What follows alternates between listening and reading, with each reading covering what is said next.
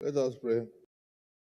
Almighty God, ruler of heaven and earth, we beseech thee to inspire and guide all our counsels and actions, so that we may always walk in the path of justice, love, and charity to one another. Inspire and guide all our counsels. Help us with thy grace to do only those things, so that we may always walk in the path of the unity, happiness, and prosperity of Nigeria. Amen.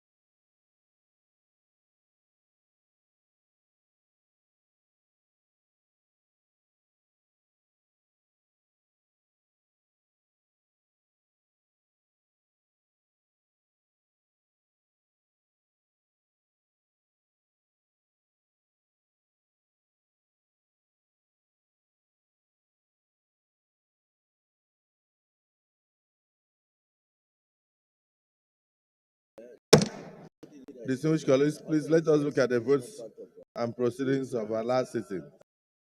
Page 1189, page 1190, page 1191, page 1192,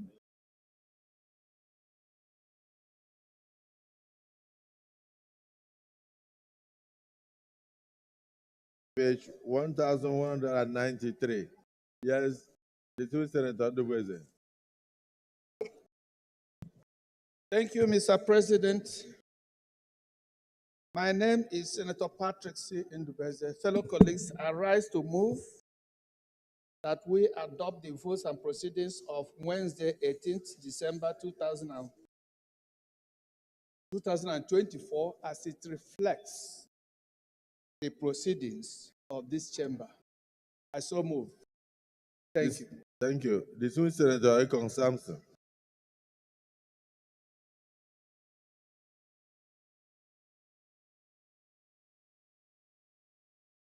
Nduweze, your mic.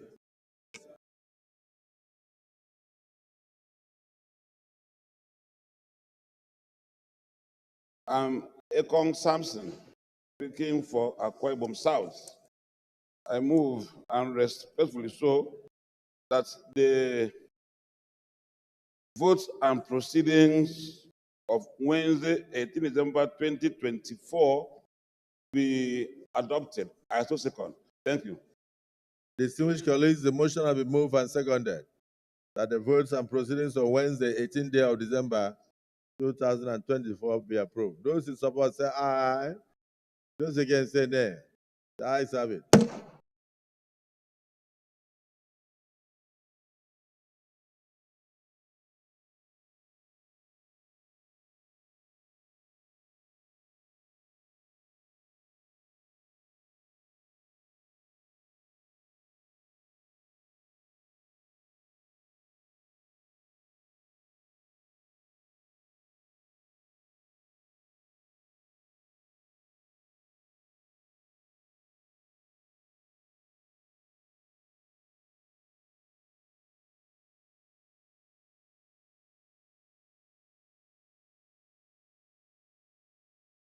Any petitions?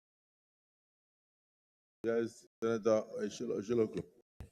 Thank you, the Senate President, the distinguished colleagues. I remain Wasiu Sonny Eshinlokun.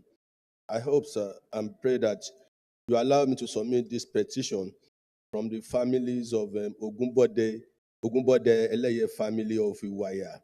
They are asking for compensation of land acquired by the federal government to build University of Lagos.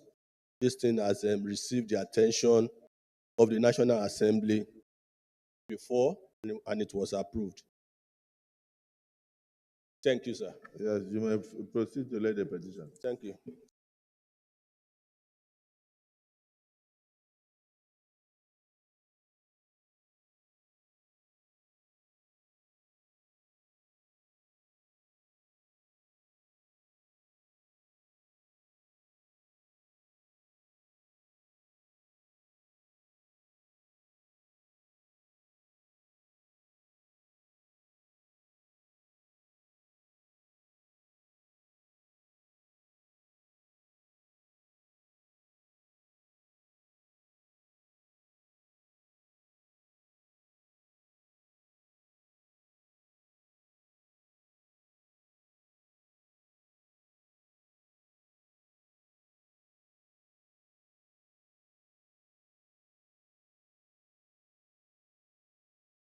The petition is referred to the Committee on Ethics, Code of Conduct, and Public Petitions to revert to the Senate in 6 weeks.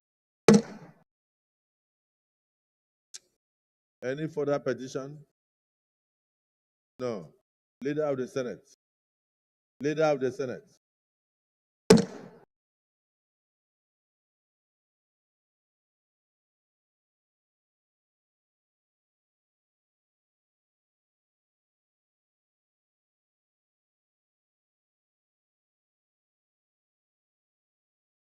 Mr. President, very distinguished senators of the Federal Republic of Nigeria, the only order of the day is the second reading of the 2025 Appropriation Bill 2024. Distinguished senators will recall that Mr. President and Commander-in-Chief of the Armed Forces presented the 2025 budget to a joint session of the National Assembly on Wednesday, 18th day of December 2024, and in accordance with our Standing Order 91-1B, the 2025 Appropriation Bill is deemed to have been read the first time by virtue of the presentation of the bill to a joint session of the National Assembly. Mr. President, with your permission, I move that the 2025 Appropriation Bill 2024 be read a second time. Minority Leader.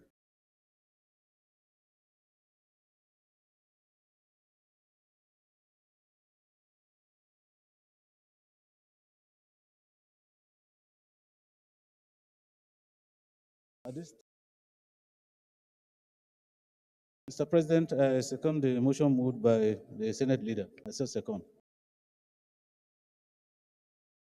Distinguished colleagues, the motion has been moved and seconded. Before, well, those in support that we deliberate on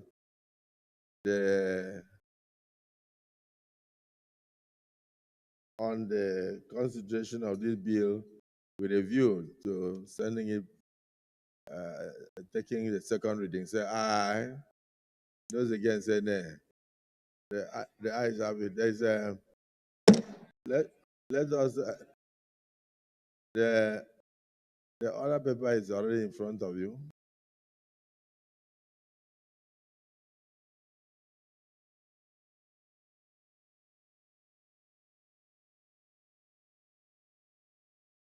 The other paper is being distributed.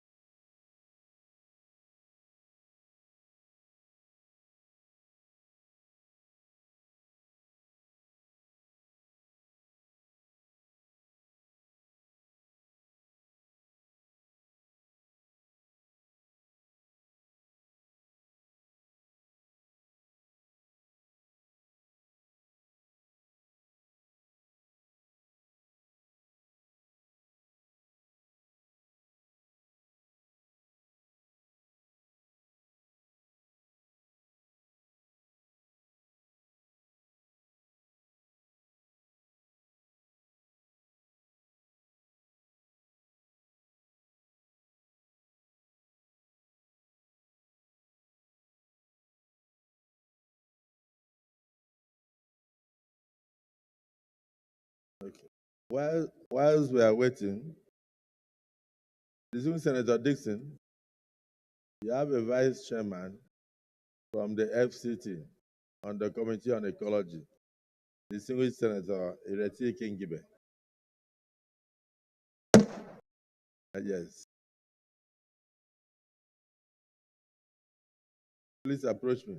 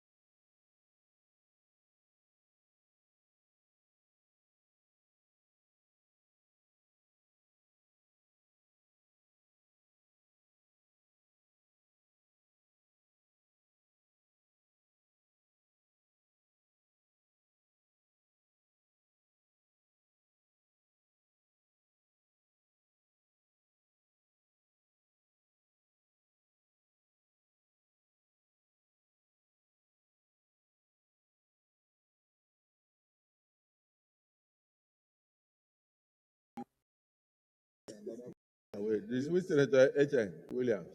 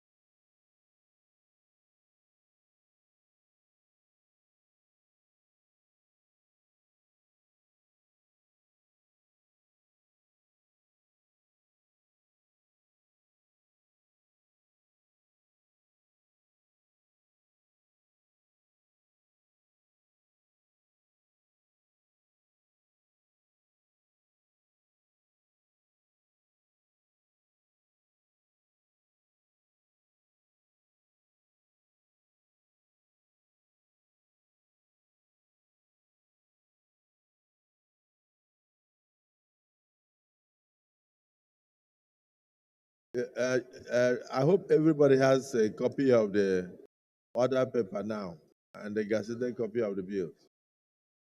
Okay, we have Leader of the Senate. It's now confirmed that it's been distributed and everybody has it. So please, you may proceed to move your, go ahead with your lead debate.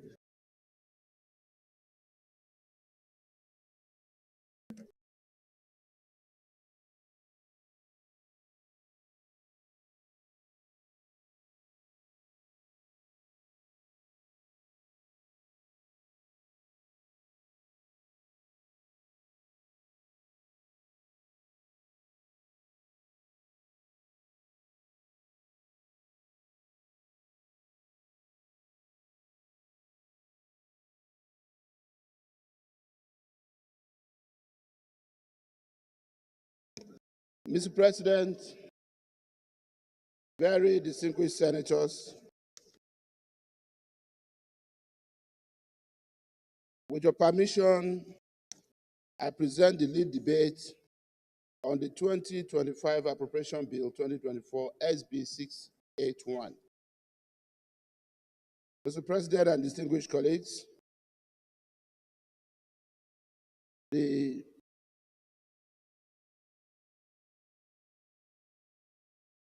lead debate on the general principles of the year 2025 Appropriation Bill, which was laid before this chamber on Wednesday, the 18th day of December 2024, by Mr. President and Commander-in-Chief of the Armed Forces of the Federal Republic of Nigeria.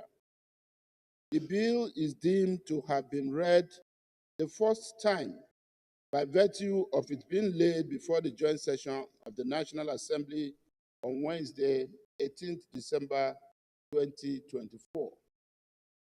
Mr. President, my highly esteemed colleagues, this bill seeks to authorize the issue out of the Consolidated Revenue Fund of the Federation, the total sum of 49 trillion 740 billion 165 million 355,396 naira only for the year ending on the 31st day of December 2025.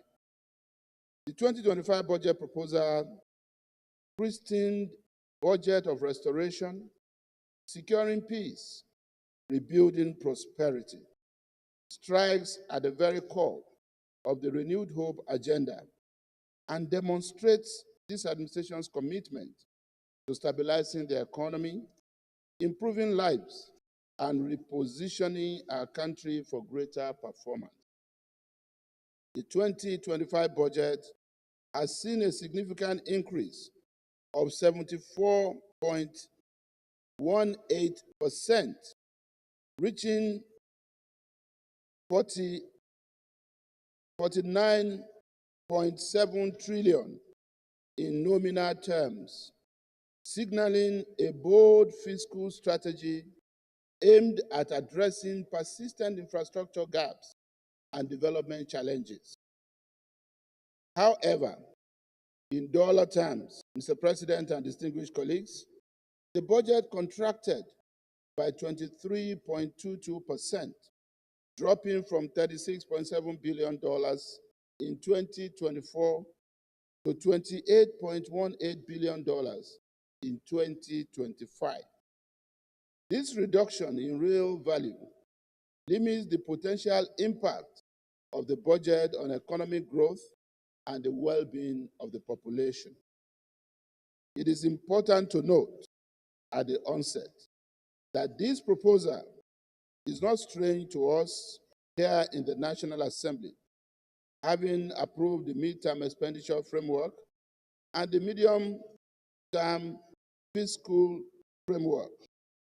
What remains for us is to closely examine the contents and the details in order to sort things out and smoothen the rough edges.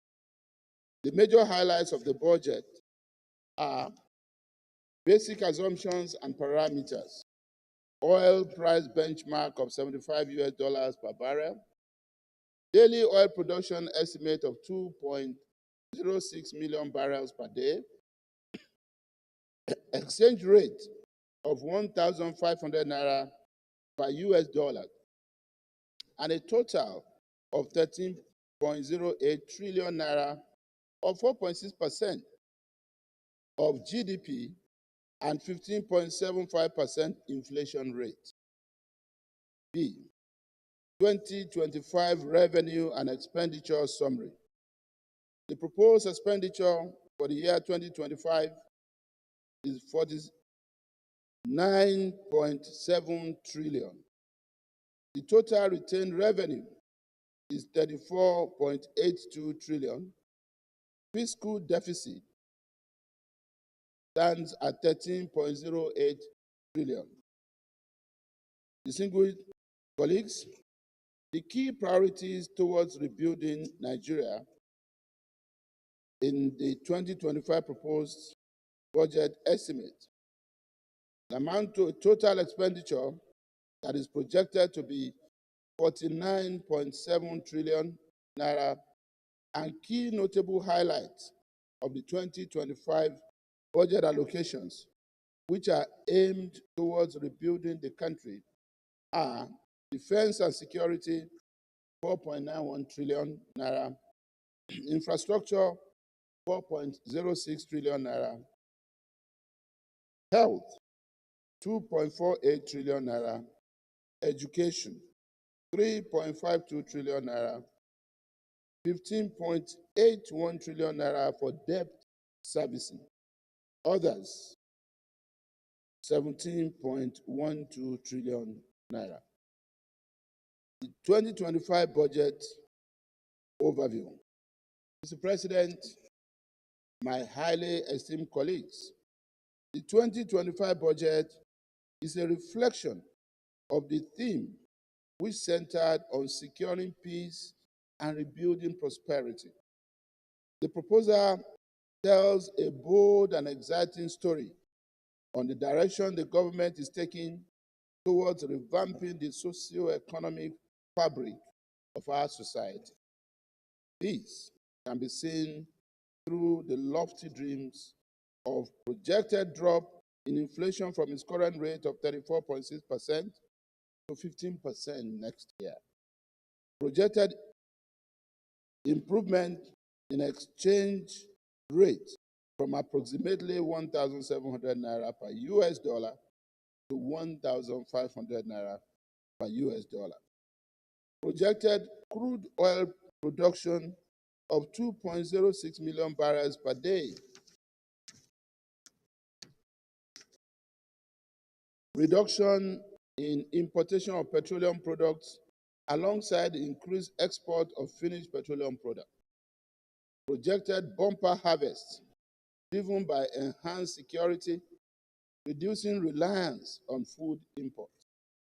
Increased foreign exchange inflows through foreign portfolio investments and higher crude oil output and exports, coupled with a substantial reduction in upstream oil and gas production costs.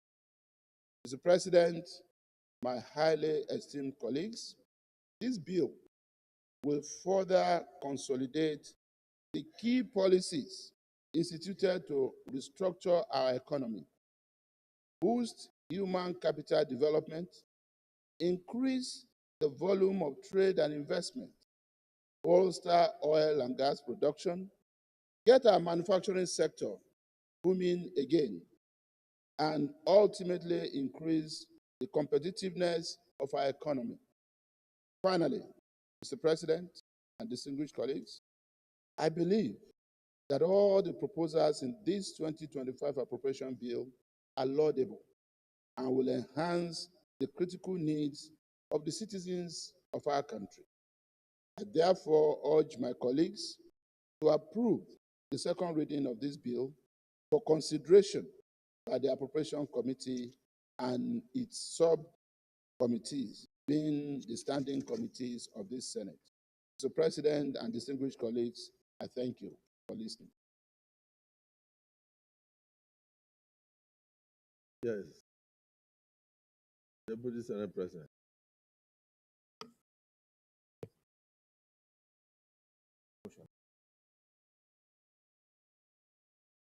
Thank you, Mr. President. My distinguished colleagues. First of all, let me commend Mr. President for the political will he has shown to bring prosperity to his country. Because number one, leaders should have the political will in the first place and resolve that he intends to turn around things, betterment of the country. The budget proposal has clearly demonstrated the intention of the government in this regard. That's why the budget is christened budget of restoration, securing peace, rebuilding prosperity. Peace is sine qua non for a sound economy, for a sound and up and doing society.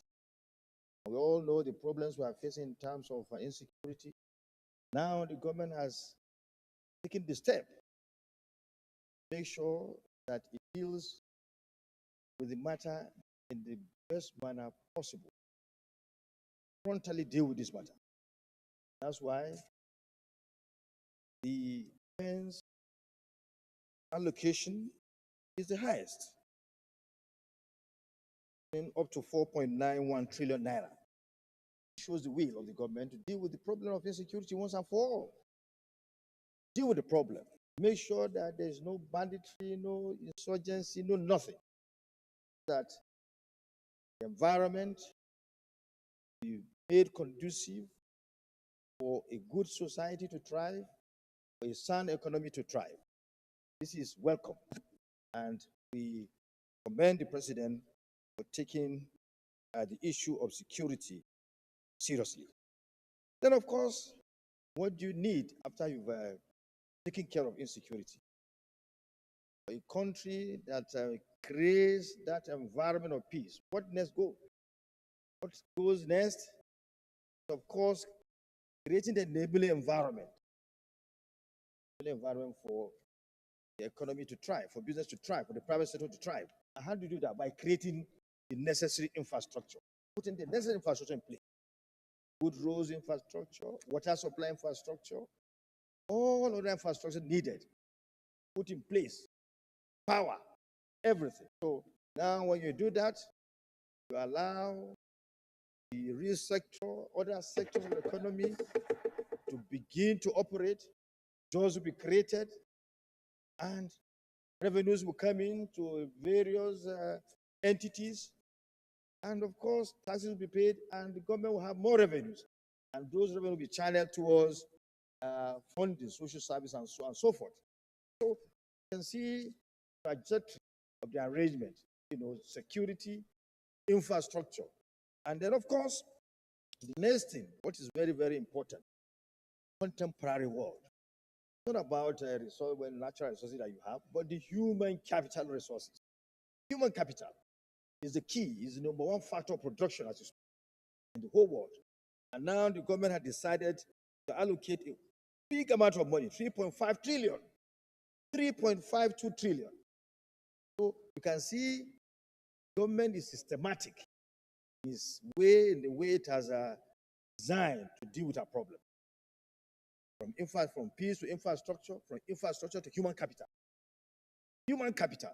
So this is something that we need to commend the president for doing, so that our men, our young men and women, young boys, young girls, our children will now be able to have all those things needed for their education. This is a wonderful arrangement. And of course, the health sector is next. If you want your human capital to be up and doing, provide health services delivery, health delivery system, so that they can be taken care of. Otherwise, the human capital you have, human capital you have, become nothing if they are not given the necessary health support.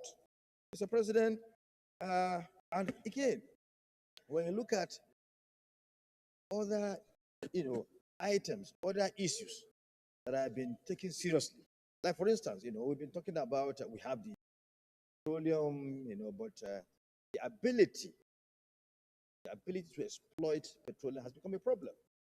We can't. Before now, we are unable to even meet our OPEC quota.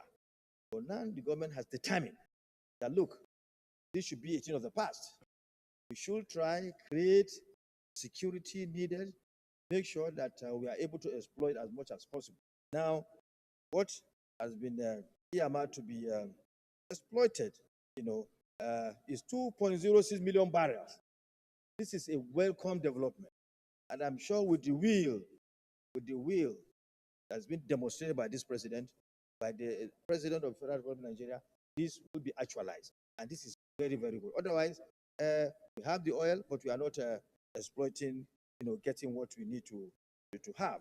Mr. President, this budget has a lot of goodies that when we all work together and support the executive government, because it's not an issue of an hour government alone, it's an all-inclusive arrangement. We should all be part of the whole thing. The citizens should also be part of it. For us here, we need to oversight properly.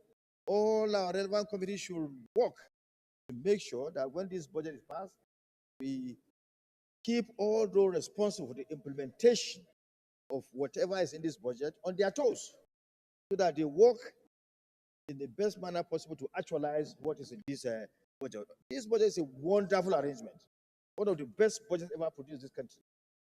But now, what you need to do after the passage, we should all come around, make sure that we do all that is humanly possible in making sure that it's fully implemented. I'm sure by the time we implement this budget, this country will turn a land of El Dorado. El Dorado, land of plenty, land of prosperity. Mr. President, I urge all my colleagues to work around to make sure that pass this budget without more delay, and also make sure that we stand in a way that we get the whole thing implemented for the good of this country, for the betterment of our people. Thank you, Mr. President. The Chief Whip. El Dorado. Mr. President, distinguished senators, I am Mohamed Tahir Monguno. I represent Borno North Senatorial District. Well, I adopt the beautiful and very erudite submissions made by the Deputy Senate President in respect of this bill. I want to further add that security of lives and property is the primacy of governance. And any government that fails and or neglects to protect the lives and property of its citizenry, that government is not supposed to last a minute longer than absolutely necessary, because that is the primacy of governance. Against this backdrop, I applaud the deployment of 4.91 trillion naira to defense and security in order to protect the lives and property of the people, and for the people to engage in meaningful economic activity, especially agriculture in the northwest, the northeast, and north central, that is agrarian in nature as a result of challenge of banditry, Boko Haram, and what have you. People don't go to the farm. So by deployment of this amount of money, it will go a long way in bringing sanity to all the nooks and crannies of the country that are security challenged. Then the other issue is with regard to infrastructure. The deployment of 4.6 trillion naira to infrastructure will go a long way in not only repleting the economy, but will generate a multiplier effect in the economy by way of creating employment and what have you. So that aspect is also applauded.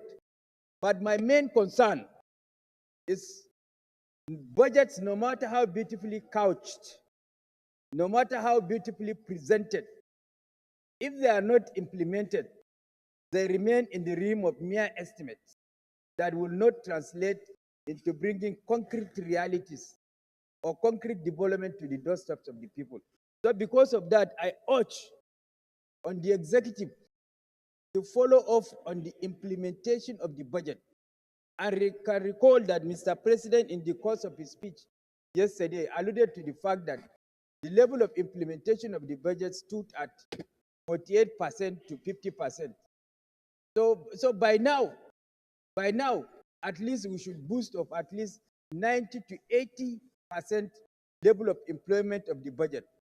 So I think there is a need for the executive arm of government, particularly the Ministry of Finance, in conjunction with our Committee on Finance, to look at the issue of the policy of bottom-top approach that was introduced, that have constituted a cog in the wheel of implementation of the budget. To have a look at that system, because people are complaining about the bureaucratic red tape and bottlenecks that it has constituted in the process of implementation of the budget.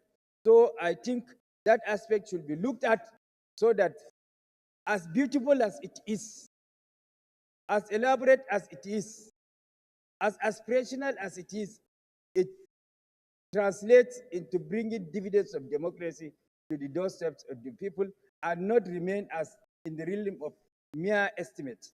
Thank you. Distinguished Senator Abba Moro.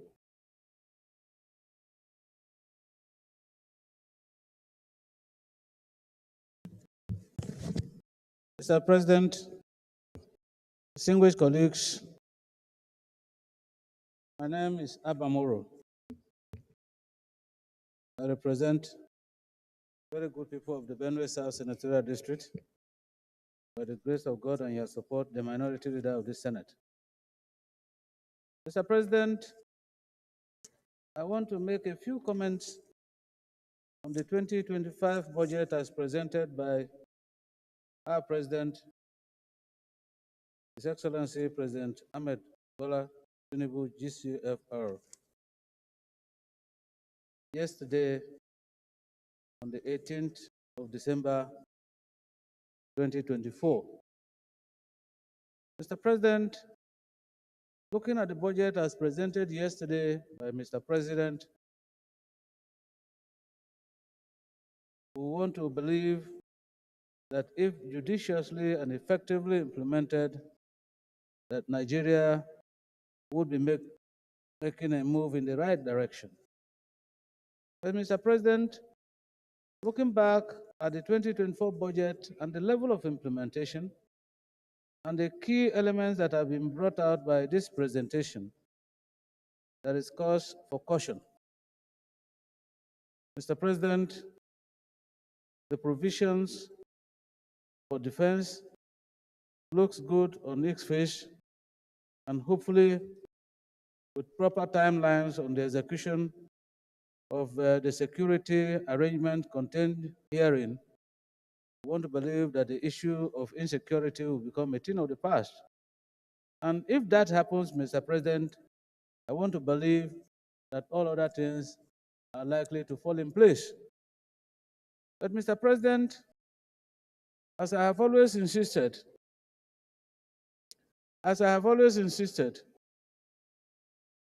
the United Nations Education Fund had postulated that 26% of every nation's budget should be devoted to education.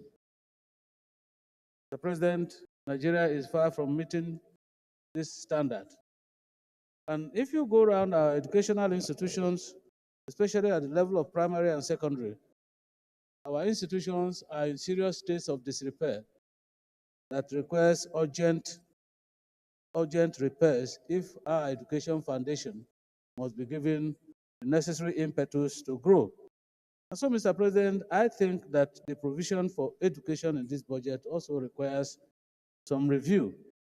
Mr. President, today, the level of inflation, the cost of food items in the market, certainly is a story for everybody to tell in Nigeria. And so an inflation rate of 34.6%, certainly, Mr. President, is unacceptable.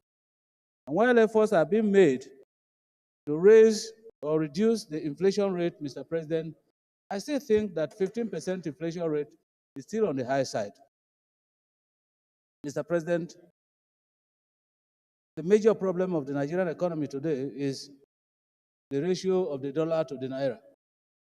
And so today, we're exchanging the naira for the dollar at 1,700. This rate definitely cannot grow this economy. If you go to any market now, the market woman that sells tomato talks about exchange rate. If you want to go and buy pepper, they talk about exchange rate. You want to go and buy chicken, they talk about exchange rate. So exchange rate now becomes a standard of transaction, even though we are transacting in Naira. And so, Mr. President, I think more effort should be made. 1,500 Naira that is expected to be the exchange rate anticipated and encapsulated in this budget certainly is unacceptable. And so, Mr. President, I think, again, that needs to be looked into. Mr. President, the oil benchmark has been set. We all have seen it in our medium-term framework. I hope sincerely that we try to meet the standard so that we don't run into further deficit. And so finally, Mr. President, foreign exchange inflows. You will recall, Mr. President, that in some of our discussions in this chamber, we had said that because of our situation, generally, the insecurity, the exchange rate, all and all, that our investors are not forthcoming. And so I hope that if Mr. President keeps to his word and the budget works properly, we hope that energy provision will be seriously improved and our environment, especially security, improves, and we'll be able to see the light at the end of the tunnel in the present inflow of foreign investment that the government is anticipating. So all in all, Mr. President, I, as usual, would want to support the general principle of this budget, but also remember that in implementation, in the details, certain concerns that are raised here are addressed. I thank you, Mr. President, for the opportunity. The Chief Whip. The Chief Whip of the Senate, General Mongoro. Chief Whip, please, you have to do your work. 2 minutes, because everybody would like to say something. Let us listen to the Civil Senator Ahmed Lawan.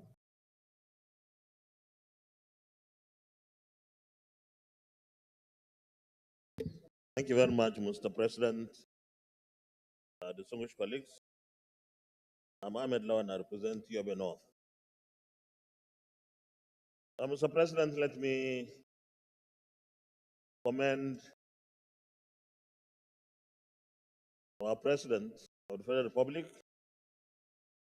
for presenting this very important budget estimate. And in my contribution, I would like to start by quoting one of his statements. And I quote, Mr. President yesterday said, security is the foundation of all progress.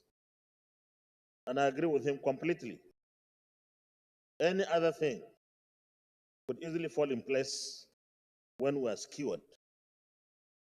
Mr. President, defense and security is getting 4.91 trillion naira. To my mind, this is not even enough. But given the paucity of funds that we face, we can say there is a significant improvement over what we had for 2024. Mr. President, the Committee on Defense went on oversight to Kaduna last month, and we visited DICON, the Defense Industries Corporation of Nigeria. Distinguished colleagues, DICON was established in 1964, 60 years today. But its contemporaries in Brazil, in Pakistan, today can produce fighter jets. DICON is still struggling to manufacture bullets. I believe that when Mr. President says that we are going to deploy technology and other technical and digital means of fighting insecurity, then DICON should be at the center of it. Mr. President, we should be able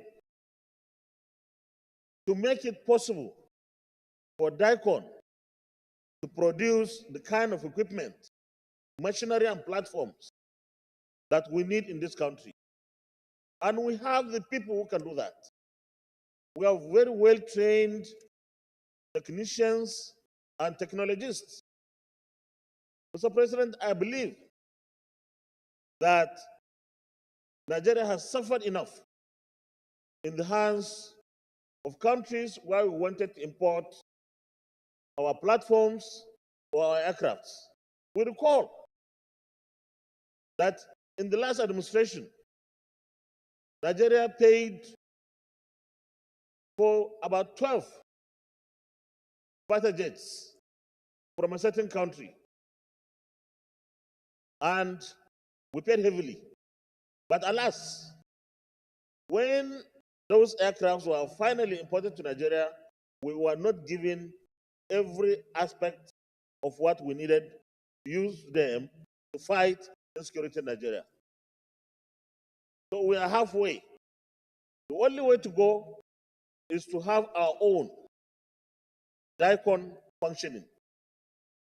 Finally, Mr. President, because it says 2 minutes, we must commend our armed forces, but we must continue to demand for better and improved performance. And with this kind of funding, I think what we need to do is to keep our eyes on the ball. That is to say, that we ask for accountability. We insist on transparency. Thank you very much, Mr. President, for the privilege. Thank you. Slightly elongated 2 minutes. The dismissed Senator Adam Doshmole, 2 minutes.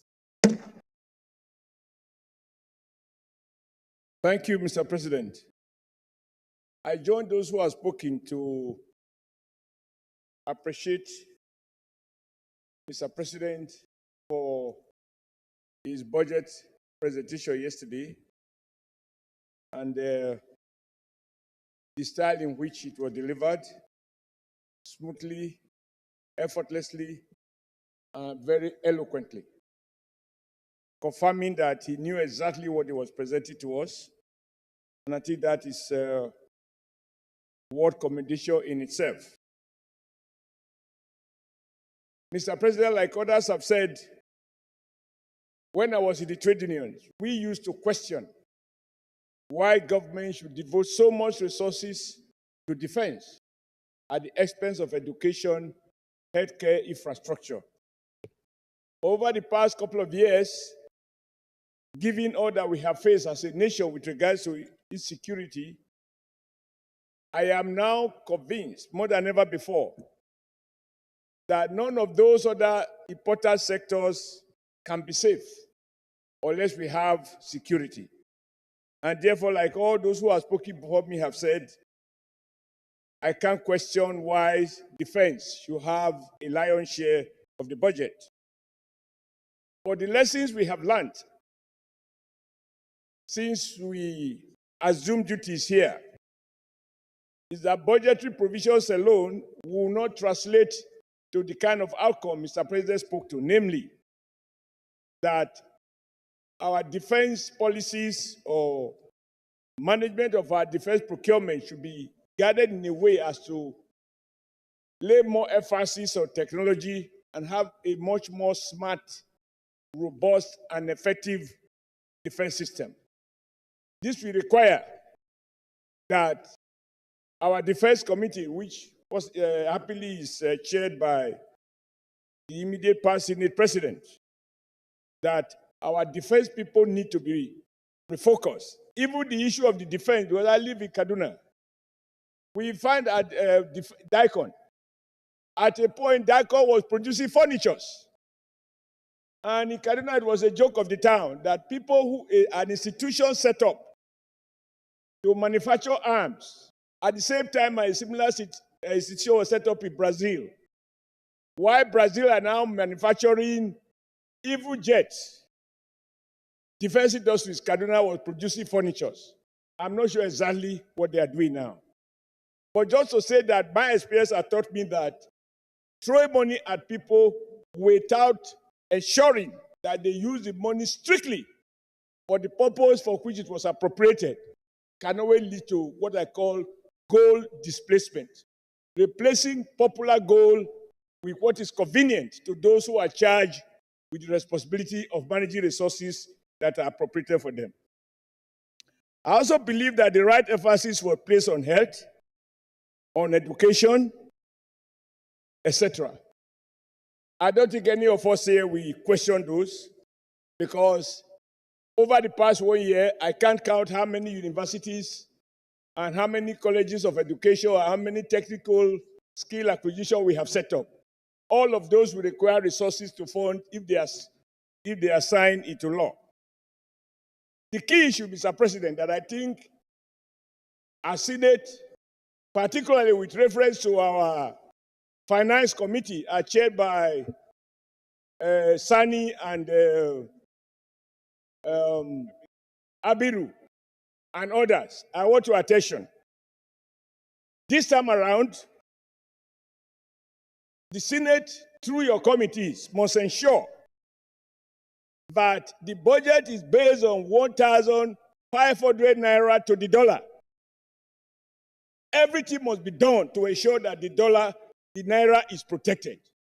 The purchasing power parity of the naira today, in my view, is grossly undervalued. The naira can buy in Nigeria much more than a dollar can buy in US. And to remove speculation from our economy, leading to hyperinflation, Nigeria needs to be certain that nothing will make the naira depreciate any further.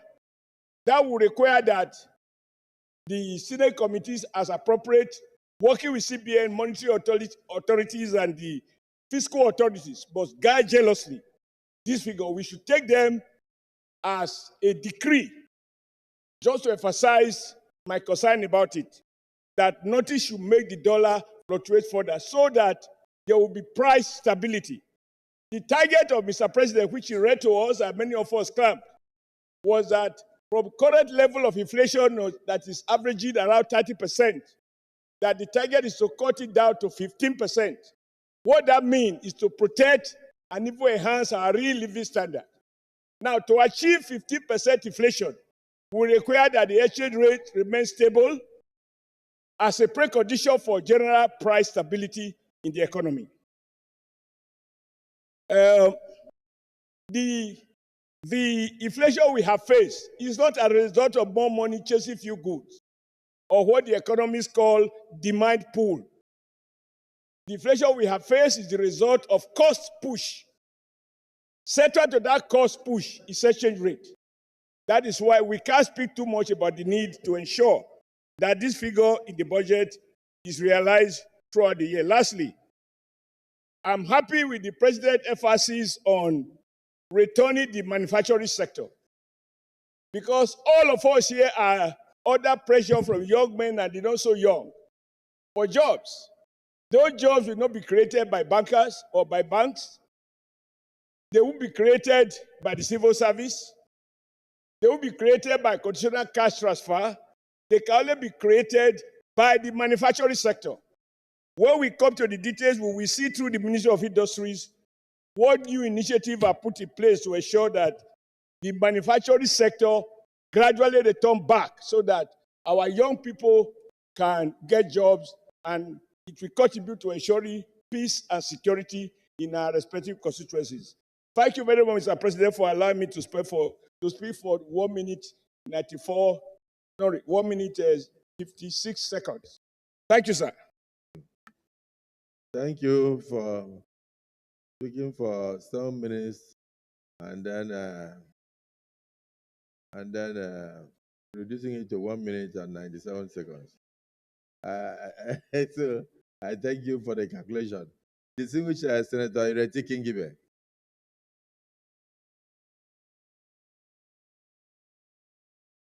President, my distinguished colleagues, I would like to also draw the fact that just as the President, the Commander-in-Chief of the Federal Republic of Nigeria mentioned, security is key. Of course, we have been allocating funds for the security, but we need to actually achieve it because it is the fulcrum of the rest of the development. Farmers can't go to work, nobody can do anything. Even investment will not come as long as this insecurity is not taken care of. Even in the Federal Capital Territory, that's the center of Nigeria, the face of Nigeria, the insecurity is a lot. Even in the elite neighborhoods, people cannot go out at night. You cannot go for a walk without being kidnapped. So it is critical and vital to the survival of the economy of this country that insecurity should be taken care of, and everything else will fall into place. I so submit. Thank you for keeping to time. Very excellent. Reverend Dr. Senator Amos Johanna. Thank you so much, Mr. President, dear colleagues. As a human resource person, I want to make a few comments based on the statement of Mr. President on paragraph 28. And that is, I quote him, "Our people are our greatest resource." It can never be emphasized that what he said is the plain truth. Our people are our greatest resource. And so, for devoting huge sums of resource towards that is in the right direction. With this, my heart wrenches when we go for public hearings to establish universities and other specialized institutions, and ministries of government come out to oppose it in the name of lack of resources. I think Mr. President has proven them wrong, and they will always remain wrong. That we need institutions that will develop our human resource. Because whatever you do, human resource is very key. If you don't develop your human resource, there can never be economic development. There can be nothing. And whatever you do without people is almost vanity. And so I commend Mr. President for paying special attention to that. And we hope that the implementation of this budget will be geared towards that. Thank you, Mr. President. Thank you. In a bipartisan parliament, when the president is being commended heavily by people who are not from his political party, it makes me happy that yes, indeed, our democracy is maturing. So let me hear from the distinguished Senator Ekong Sampson.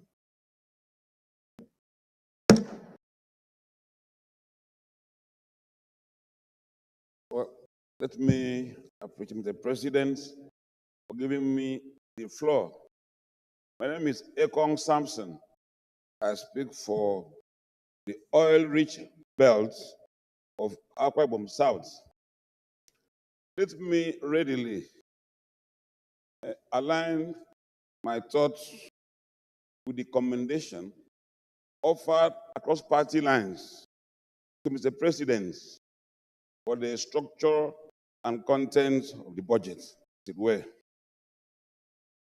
The budget is, at best, a fiscal compass that explores perspectives of growth for a people.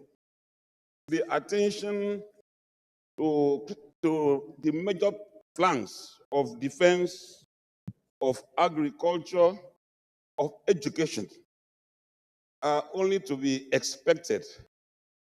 Because when we get the foundation right, then we are well on the way to strengthening the very fabric of our democracy. We cannot sleep when our space is not safe. How do we drive investments when our borders, when our space is so insecure? So to this extent, the attention to defense is commendable. What I will want to suggest is that estimate like this necessarily call for a buy-in by the mass of the people. The budget as a compass is inspired when there's a buy-in by our people. We should not live in a country where some of us who have been privileged will look down on this country and call the country names from the comforts of our shores outside. This is a happy country. We are very proud people, very productive, and where a budget captures our very thoughts, I think that should be encouraged. We should not be festooned, as it were, to limitations of loyalties. Some of us have had cause to lament, appear to be more loyal to tribe than this country. And that is signposted by some of the comments that we read, even from our best friends outside this country. That should not be encouraged. Be it as it may, the implementation of this budget makes the entire difference. As I said earlier, the budget process signposts at best a compass. The critical issue is the implementation. One trusts that with the spirit that is driving us now, there will be greater attention to the implementation. Our people deserve the best. There have been concerns over hardship. There have been concerns over the pains that we are going through. No one believes that we are faced with happier days, that happier times are coming. But this also creates a challenge for us to see Nigeria as us, to see security as a common concern. We must not leave security only to the government. We must rise as a people and secure our space. We must own up our security architecture. That way, these estimates will be given breakthrough. And indeed, the common concerns that Nigerians have had would have been addressed. So on behalf of Akwa South, there are prospects for this elaborate compass, as it were, and I trust that happier days are coming. Thank you. Yes, between Senator Sadiq.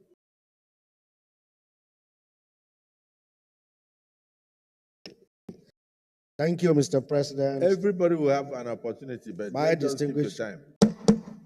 My distinguished colleagues, I am Sadiq Suleiman Umar. I represent Kwara North in the Senate. Mr. President, my distinguished colleagues, today in Nigeria, our problem is both security and hunger. So I'm so happy that this budget is targeted at securing peace and rebuilding prosperity. I thank Mr. President for having clear pathway and objective of what this country needs at this time. Mr. President, my distinguished colleagues, like I've always said, the only way to develop this country is to focus on the key legs that enhances human capital development, which is our education and our healthcare system. And this budget has clearly shown that Mr. President is focusing on that, allocating 2.48 trillion naira to health and 3.52 trillion naira to education. And of course, infrastructure, which is the major vehicle that development is driven, 4.06 trillion has been allocated. And as we know, we can't do any of this without having a secure country. And we have 4.91 trillion naira allocated to this. Mr. President, my distinguished colleagues, I have two concerns. One, I think, has been addressed here, that no matter what we do, as long as inflation continues to rear its ugly head, the Nigerian people will continue to suffer. And in paragraph 10, Mr. President said, our objective is to further stimulate the economy through the implementation of targeted fiscal stimulus packages through public expenditures. We need all of this.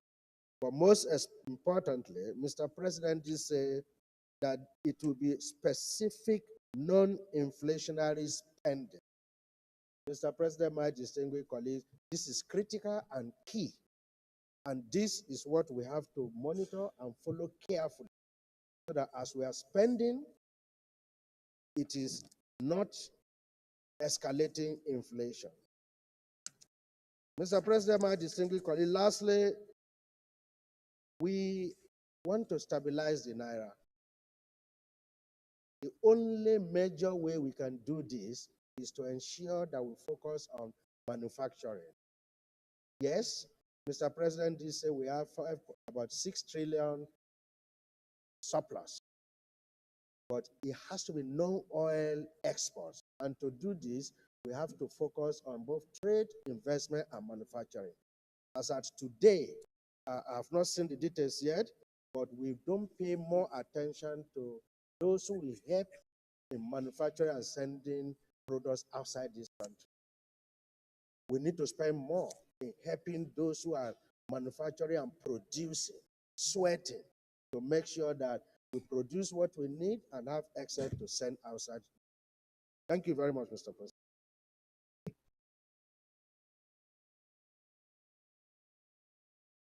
Distinguished Senator Kyle Yero, Chairman Banking, Adetokumba. Thank you, Mr. President, and my distinguished colleagues. Financial expert, Baba Adini of Lagos, Ikorodu. Mr. President. Thank you very much, Mr. President, for all the accolades. Thank you. I appreciate that. Yes, Mr. President, my distinguished colleagues, my name is Adetokumbo Abiru, and I represent Lagos East Senatorial District. I would equally like to join my colleagues in all of the commendations that they have extended to the President and the Commander-in-Chief regarding the landmark budget proposals that was presented yesterday. As we may all recall, the budget christened the budget of restoration, securing peace, and rebuilding prosperity, like we all know, is anchored on the renewed hope agenda. So the budget rides on the gradual gains that we have experienced, on the bold and inevitable and necessary reforms that are designed to reset the economic framework of Nigeria for prosperity and growth. Mr. President and my distinguished colleagues,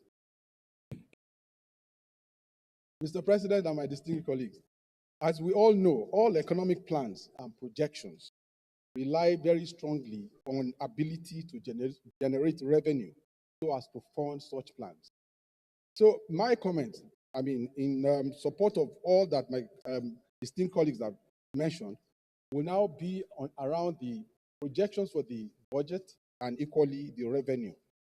And from what I have seen so far, I think that looking at the revenue profile of this current administration, we will all agree that we have seen gradual improvement in revenue accretion.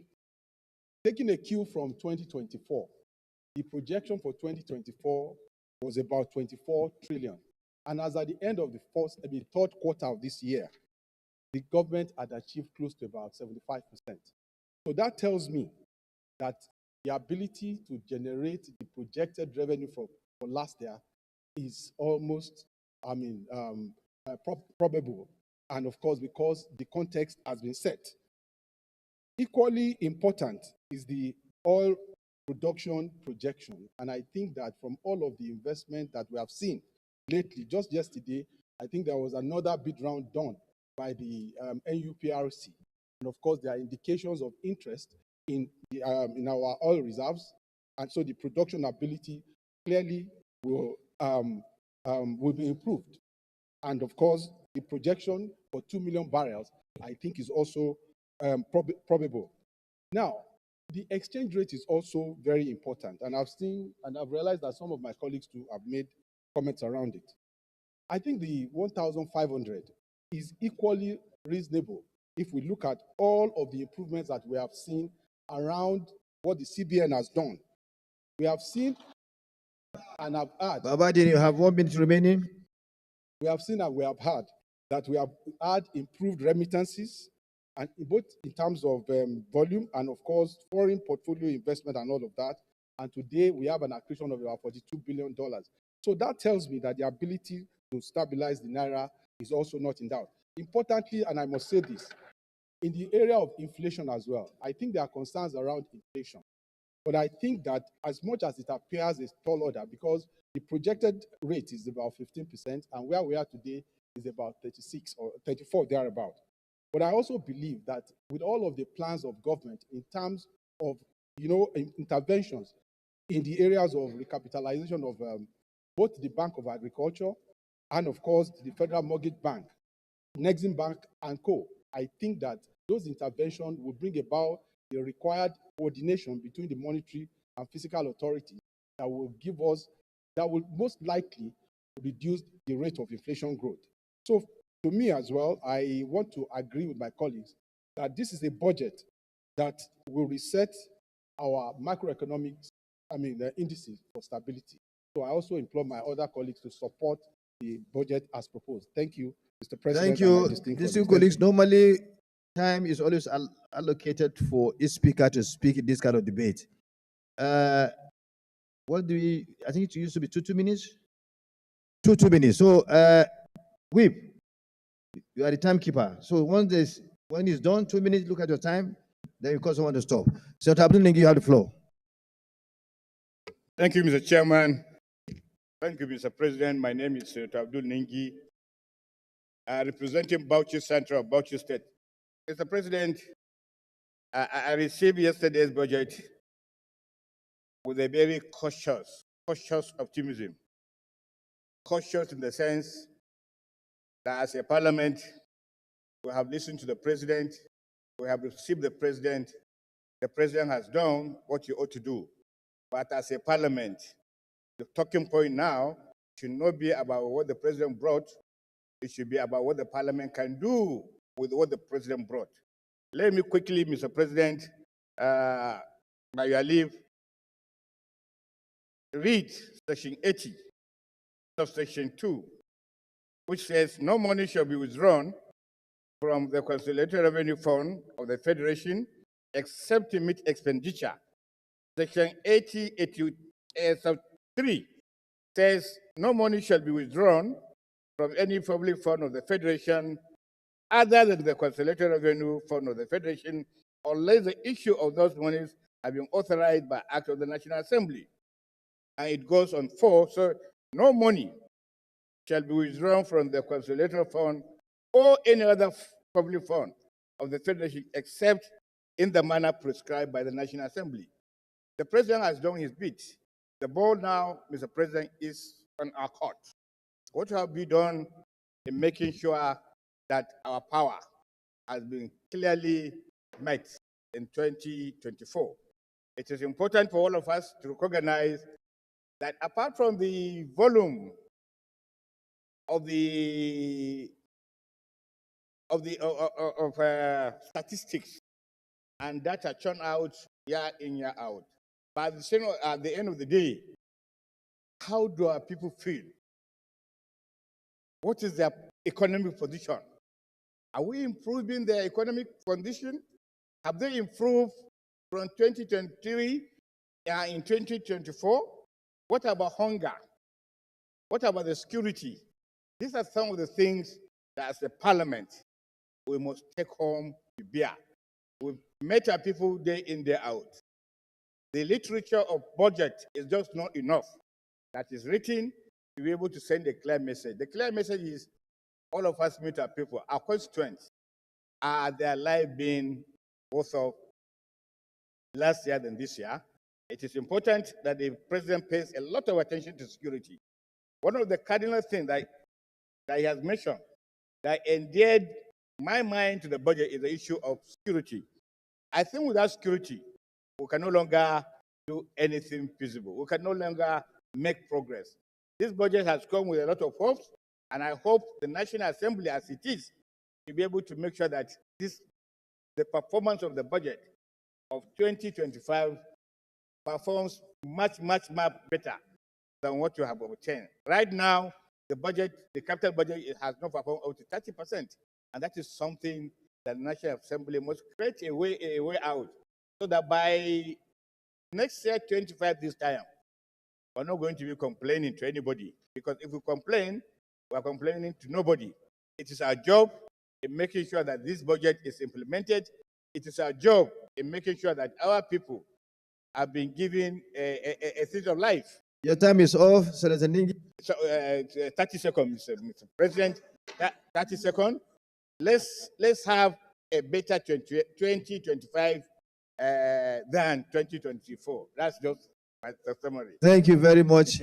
Being an opposition guru, but you are a bit, you have commented the budget, which is good.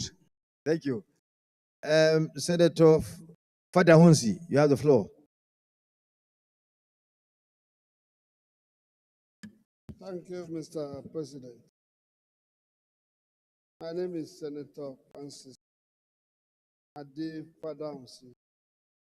However, I'm speaking on behalf of two of us in East. Mr. President,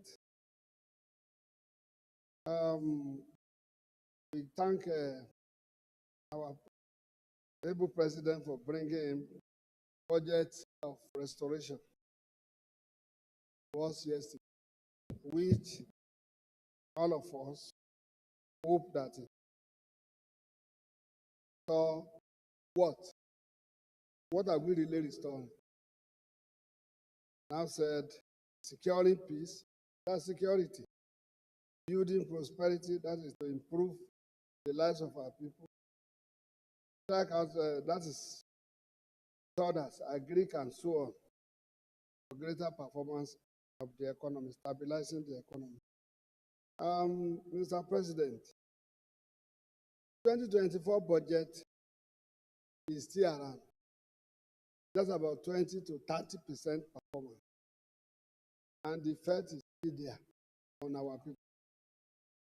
Still having a lot of problems. Thank God it has been extended to June next year, so that we know whether we are worse off or we are better off. 2025, with what it has brought, has brought a lot of developmental challenges.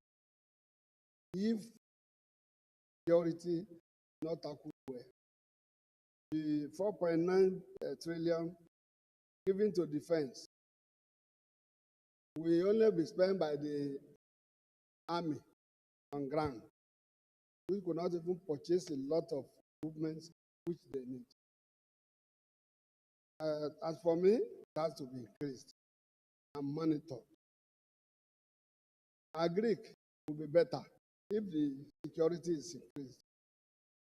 We are talking of inflation.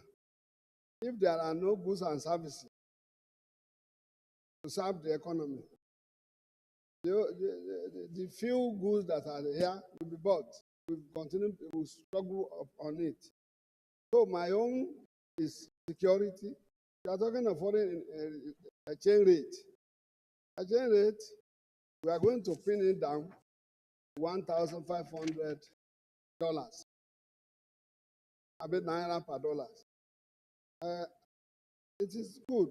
I'm looking at that magic that we are going to use, unless we produce a lot to counter all what is going. Then debt servicing is about is 15.81 trillion. That is about 40% of the total budget. It's still very, very high. Automatically, we have to look for a way to bring this debt servicing down. And it's going to be a magic next year, and which means the parliament, we have to work very hard to support the executive to bring all these things, all these goodies. Your time is off. Thank you. Thank you very much, Mr. President.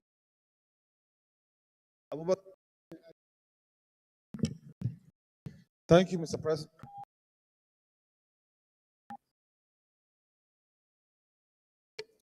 Thank you, Mr. President. I'll go straight to the point. I have only 2 minutes. Mr. President, let me join my colleagues in commending the President for this wonderful budget presentation. At the same time, I have noted the key priorities areas towards rebuilding Nigeria, which is also commendable. Defense and security, which has been spoken about, really necessary. Of course, infrastructure is key. Health, education, these are all important sectors that require attention.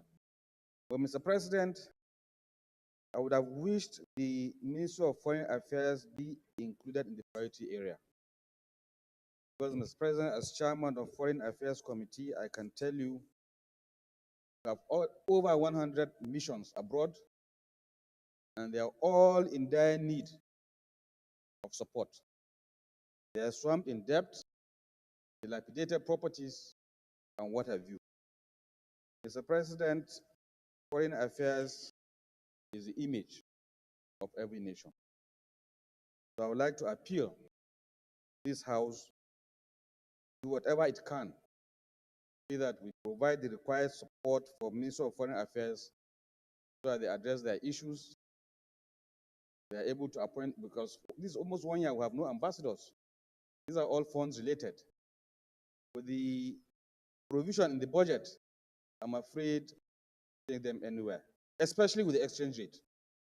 So, Mr. President, I would like you to use your office to please support the Minister of Foreign Affairs so that they get the required necessary funding to address some of these very critical issues that is becoming very embarrassing in Nigeria as a country. So with this short remark, I would like to once again congratulate Mr. President for this wonderful budget, and I hope this budget will be implemented 100% the coming year. Thank you very much. We have Senator Ojikalu, then Senator Abbas. 2 minutes. Thank you, Mr. President, for giving me this opportunity. In commenting on the 2025 budget, I would like to align myself with our colleagues in thanking President of Federal Republic of Nigeria for considering defense as an important area. If we do not keep ourselves peaceful, I don't see how we can even do anything in Nigeria. In putting defense and security as a top priority, it means we will do a lot to go back to agriculture. But once we go to agriculture, I would like to see where this budget will address some issue and put stimulus into banks like Bank of Agriculture, the Bank of Industry, so that we can put stimulus back to the economy. If there is no much stimulus in the economy, what we are preaching about in shadowing down the dollar or keeping the dollar lower. It's not going to happen. We must do more on agriculture where exports production will be key to what we are going to be looking at 2025. And in praising Mr. President of the Republic, we have to pay more attention to the manufacturers. One of my colleagues, either to Shemole, just said that because in the manufacturing sector, capacity utilization is down. There is no stimulus in any sector of this sector. So, Mr. President, I'm appealing to you, President of Senate, to see how you can redirect some issues in this budget that will favor the manufacturers and all the rest of them by supporting back of industry very well and supporting the other developmental banks that are within the region so that people can go back to manufacturing, people can go back to production. Because without production, we are not going to do much as a country. I also want to use the opportunity to appeal to you what my colleague said, Senator Abubakar Sani Bello. When you go to our embassies, Mr. President have done very well in the last few months in making new friends for Nigeria and in making Nigeria to be center of world leaders to visit us. But Mr. President, we need to address the issue of our consulates, our embassies, and all the rest of them. They are in a very poor condition. These embassies need rehabilitation, and Mr. President needs to, as a matter of fact, put his representative, like he just went to Brazil. Your time is up, Senator Ojikano. He just went to Brazil. He has nobody to continue what he has done. You need to put the ambassadors and way finance and all the rest of them for them. So, Mr. President. Time is up, Senator Abbas. You have the floor. Thank you very much. I have to back to what you said. Thank you, Mr. President. Distinguished colleagues, I'm Senator Aminu Abbas. I represent Adamawa Central Sector, this is Adamawa State. Mr. President, I want to contribute as a follow-up for the previous speakers on this issue of 2025 budget. Mr. President, I want to look at it in three ways. First, the President has done well by providing this 2025 budget, and despite the fact there's no sectoral allocation indicated in the budget. But I did a little analysis to see that aside from the debt servicing, which takes about 16-something trillion, the remaining budget, almost about 60% of the budget is going to be spent on capital, which is very commendable by Mr. President. That's about 17-something trillion will be spent on capital.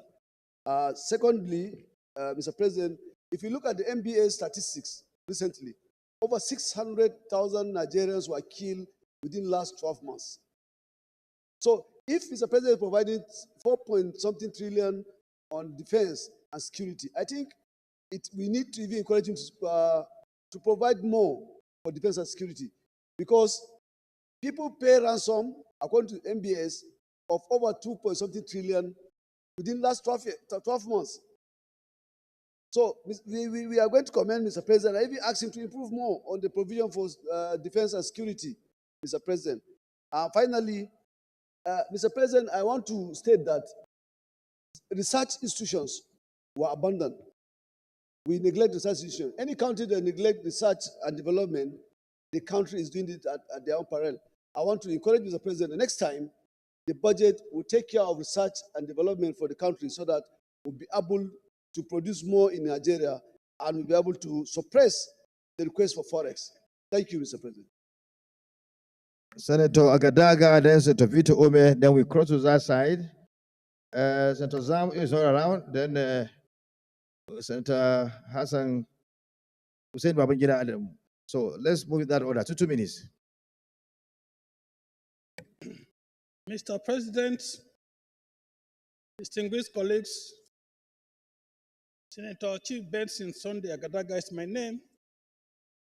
I speak for the good people of Bayelsa East Senatorial District in Bayelsa State, the state that produced the first oil well in the country, which is the economic mainstay.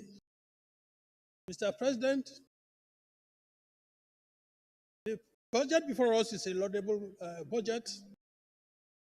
a commendable budget. I'm particularly excited about the total retained revenue at over 34 trillion. I want to believe that this is as a result of the bold economic policies of Mr. President for us to be able to have a revenue of that amount. It could be recalled that the budget this year, it's actually shown that the budget is at over 47 trillion. In less than 10 years ago, we had a budget of about 4 trillion naira. In about 10 years, it's now 47 trillion. It's commendable. It actually shows that we have hope in the economy of this country. I want to thank Mr. President. However, education should actually be increased. But when you consider the number of times, the number of universities and higher institutions were established on the floor of this Senate, that because it becomes marvelous how we can get money to source for that. I want to actually say that we need to move closer to the UNESCO recommendation by giving more to education. Thank you, Mr. President. Senator Victor Ome. Thank you, Mr. President. My name is Senator Victor Ome, OFR. I represent Anambra Central Senatorial District. Mr. President, let me say that the budget presented yesterday was a very ambitious budget with very huge financial provisions in the highlighted sectors. I don't want to go into the economics of the budget, but I was wondering how 1,500 naira for $1 will bring down inflation from 34% to 15%. I'll leave that to work out. Let me go straight to where I have concern. Mr. President, my concern is on the infrastructure proposed by Mr. President to be built in 2025. During the budget speech, Mr. President highlighted that Sokoto-Badagry Highway will be built and the Lagos-Calabar Coastal Highway will be built. I was waiting to hear that the President will build the Port Harcourt-Maiduguri railway line, which is the Eastern Rail Line. You will recall that I brought a motion here for the federal government to build the Eastern Rail Line, and that motion was co-sponsored by 35 senators. It was unanimously resolved that the President should build standard gauge rail from Port Harcourt to Maiduguri. All the senators on that corridor co-sponsored that motion.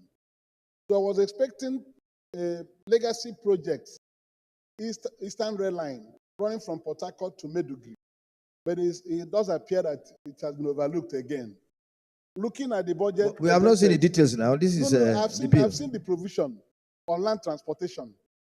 What we have there is 223 billion. 223 billion. We have looked at it, and it is obvious with the ongoing projects from Kaduna to Kano, Kano to Maladi, and other rail lines under construction. That Port Harcourt-Maiduguri rail line can hardly be there. So I want to draw the attention of the Senate to that. Let's hope that it is in the breakdown as you are hoping, but in the event that it is not there, I would like the Senate to intervene because the government has just announced free train ride starting from 20th December to 6th of January for the holidays. There's no rail line in that corridor. So I pray that the Senate should consider. Your time is off.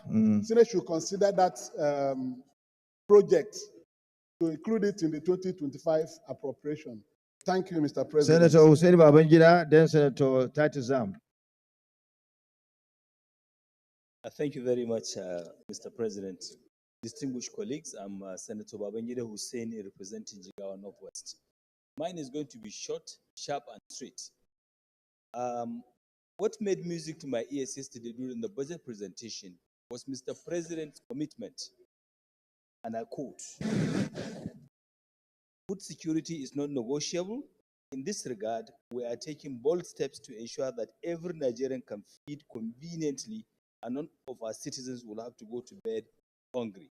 This is sweet music to my ears and to the ears of all Nigerians. We are praying that this commitment will be upheld and kept, and the issue of food will be history. Food scarcity will be history in Nigeria. Thank you very much, and congratulations to Mr. President. Senator Titus Azam, then Senator Isa Jibrin Ochocho.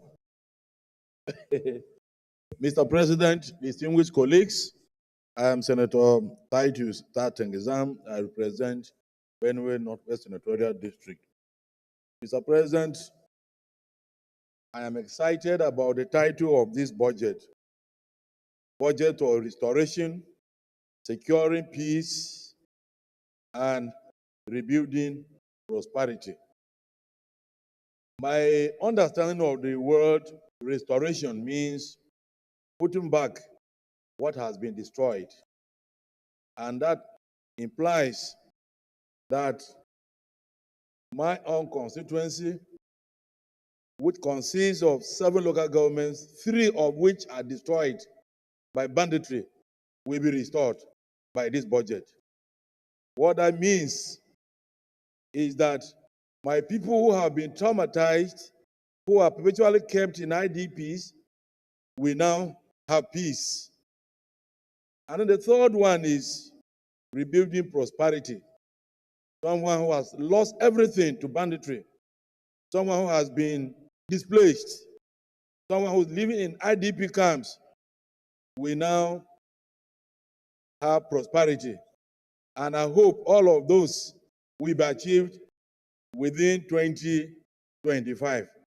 But my worry, however, is that looking at the budget, I have observed that all the other development commissions have some budgetary allocations done to them, except the one of North Central Development Commission.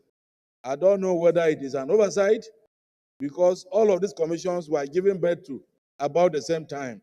So if the other ones have budgetary provisions, I wonder why that was North Central is not reflected in the budget.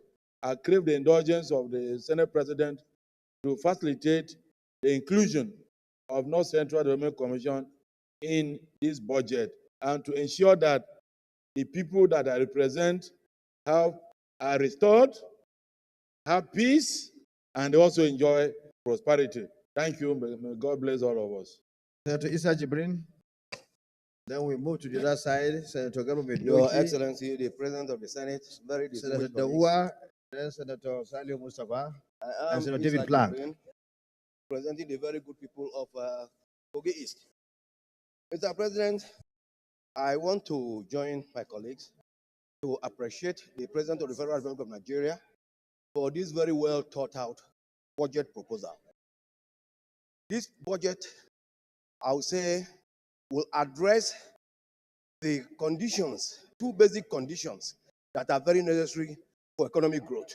I'll call them necessary conditions and sufficient conditions for economic growth and development.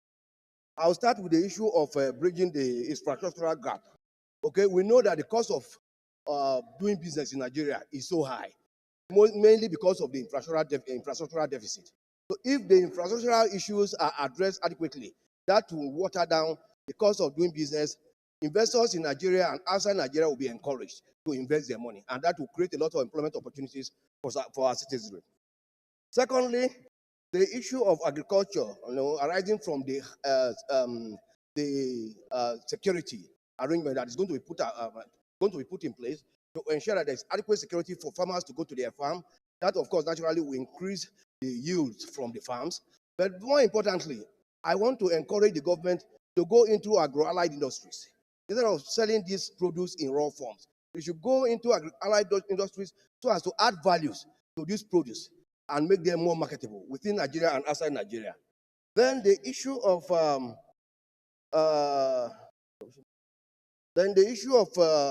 social responsibility, of course, has been addressed. Health and education, which is also very important for economic growth. The only area of concern, Mr. President, is that the amount earmarked for debt servicing is so high. 15.something trillion, to me, it is very high. And of course, it is high because we are highly geared. Okay? I want to believe that there is a need to put all the major revenue generating agencies to task they should double their efforts. Okay, they should double their efforts, even in this year too. Of course, there's provision for debt funding, okay, to bridge the gap between the revenue and the expenditure. So I think we need to encourage, okay, the revenue generating agencies to beef up their operations so as to be able to generate revenues to take care of these gaps. Thank you very much. Senator Garba Musa Doki, you have the floor.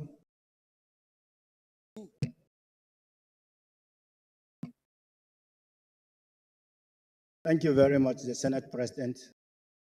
My distinguished colleagues, my name is Senator Garba Musa Maidoki, representing Kebbi South Senatorial District. Mr. President, I would like to join my colleagues in congratulating the President for this wonderfully crafted budget. But I have some few remarks about the implementation of the budget.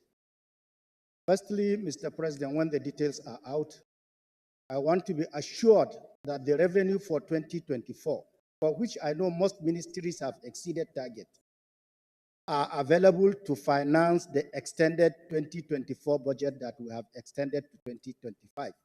And if we are using 2025 money to finance 2024 budget, I want the President to be clear and the ministers to be clear how much we are going to take out of 2025 to finance 2024 budget. Mr. President, I want to report to you that yesterday, the money we put for security, to me, has yielded or has started yielding very positive returns, sir. Yesterday, around Zamfara axis, Mr. President, I need to report the Nigerian security have neutralized over 500 bandits. Over 500 bandits. And they have recovered over 200 motorcycles. And some of them have been captured alive. These are the people terrorizing us in Zamfara, Sokoto, and Kebbi, and even part of Niger. I want to commend the President for this, and I want to commend the Nigerian Army. I want the Senate to specifically write to the Nigerian Army to commend them for this feat so that we can encourage them to do better. Thirdly, Mr. President, the solid mineral sector, sir. The solid mineral sector has really done not much in 2024. And we need to encourage this Minister for the Solid Minerals so that I've not done 2 minutes, my brother. The minister, okay, we need to encourage the Minister for Solid Minerals to intensify effort. I have not seen clear progress in the data generation or revenue increase in the solid minerals development. Thank you very much, sir. Well, I think we need to commend the military for the success recorded in your area, in our area, Northwest, and it goes to show the demonstration of what the president is doing to deal with the issue of insecurity in our country. So we commend Mr. President, we commend our men and women in uniform, the Chief of Defense Staff, Chief of Army Staff, Chief of Air Staff, Chief of Naval Staff, and other security agencies, the IGP and everyone on what they are doing, and more grace to their elbows until every men and women that are creating problem for us, bringing insecurity, are eradicated, are neutralized. So we continue to support them. Thank you for passing the information to us. Senator, Ismail Edefua. Mr. President, my name is Senator Dr. Samaila Edefua Kaila. I represent Bauchi North. Let me join my colleagues also in congratulating Mr. President for this very ambitious budget. And I will want to say something about the health. That is my area. Mr. President, the health has seen a little jack up from 1-point-something trillion last year to about 2.48 trillion this year. Mr. President, the health sector is one of the few ministries where everything is foreign exchange dependent. from the vaccines that we import for our children, to the equipments of our hospitals, to our consumables and disposables, to our drugs. Everything is foreign exchanged. Mr. President, the budget of last year will buy you more in foreign exchange than what this budget will buy you. So in other words, as far as health ministry is concerned, this budget did not really increase the budget spending of health ministry. So I'm calling on my colleagues and the Senate to please jack up this health allocation in order to take care of this very high inflation or difference between what we used to buy dollar last year and what we are buying it today. Thank you very much. Thank you, Senator Dike Plan, then Senator Salim Mustafa. Then we cross over. Senator Bina Siaro will take, and then, of course, the Deputy Minority Leader. President of the Senate, my colleagues, I am Senator Dike Plan, Senator representing Plateau Central. I rise again to support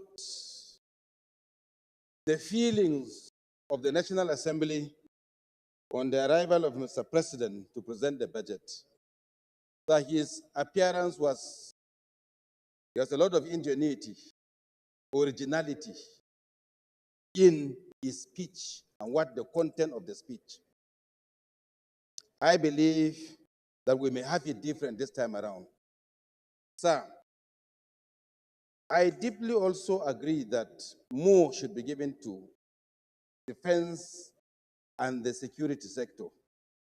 But I desire that in the implementation of monies that will be given to the Ministry of Defense and other security agencies, efforts should be made towards increasing the personnel, which will be like reducing most of our youths in the street. I believe that if the manpower is increased, parallel to increment in equipment, it will sweep away criminality. It will improve the ratio of security to us. Sir, without security, all the items he prioritized will not work. With security, bumper harvest. With security, stable in education. With security, we'll be able to get 2.06 million barrels per day. But if you remove security, in fact, with insecurity, more people will be, our hospital will be filled with people that are sick, not just sick, but injured people. Sir, your time is lastly, off. sir, the last your one, time is sir. off. Yes, sir. Yes, sir. Appropriation to capital drives the economy. Thank sir, you. Ministry for Thank you. Solid Senator Minerals. Sali, you have the floor. 10 million for Thank you. solid mineral is small, sir. Thank you. We have spent Something over should be 2 done minutes. because we are blessed in the area of minerals, sir. Thank you very much. Senator Sali Mustafa. Your Excellency, the Senate President, distinguished colleagues, my name is Senator Sali Mustafa, representing Kwara Central. Your Excellency, distinguished colleagues, I will go straight to the point. After the commendations of my distinguished colleagues, for the first time, I think there is light at the end of the tunnel if this budget is implemented to the fullest. A lot of people have spoken about insecurity and why the lack of security has brought us to this level. There are 3 major areas that all over the world, government will always intervene.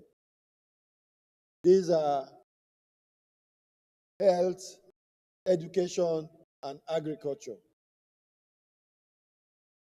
I hope that this budget after taking care of health and education, will equally look inward, because you cannot secure the environment and you don't have enough to deploy into agriculture for farmers to really do what they need to do. I'm hoping that we will be able to look inward again and see what we can do to support the aspect of agriculture in this budget. Because with that, we can produce what we eat and eat what we produce. All we need is to jack up our production. That is the most important aspect. If not, then whatever we are securing, then that means we're just securing it for vacuum. So I hope that my colleagues, at the end of the day, when we are looking at the details of this budget, will be able to do more for agriculture.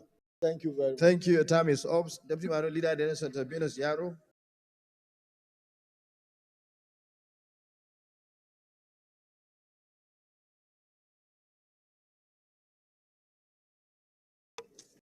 Thank you, Mr. President, distinguished colleagues.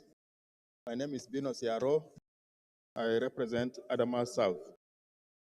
Mr. President, I would like to start by saying that I was cautiously optimistic when the executive was taking time to present the budget. My hope is that in taking their time, they have done an excellent job. And like some of my colleagues have said, the details, the devil will be in the details when we eventually get the budget. Next, Mr. President, I'd like to say not the devil, the angel will be in the details. So be it, Mr. President, as the President pleases. Mr. President, I'd like to say that the statement of Mr. President CNC in talking about the milestone achieved in implementing a 2024 budget is not really reflected by the facts on the ground, because it talks about the revenues in record numbers. It talks about implementing expenditure up to 85% by the third quarter. But in the oversight functions that we undertook over the last 1 month, almost all the MDS got only about 20% of the capital budget. So it means that all the revenue we have been generating has been expended in recurrent. Therefore, not much development has taken place. Secondly, Mr. President, I think it is good to talk about implementing legacy infrastructure projects.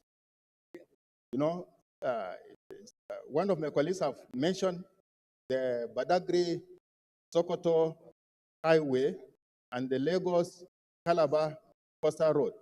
Mr. President, we have roads, highways within the country that are in very bad state.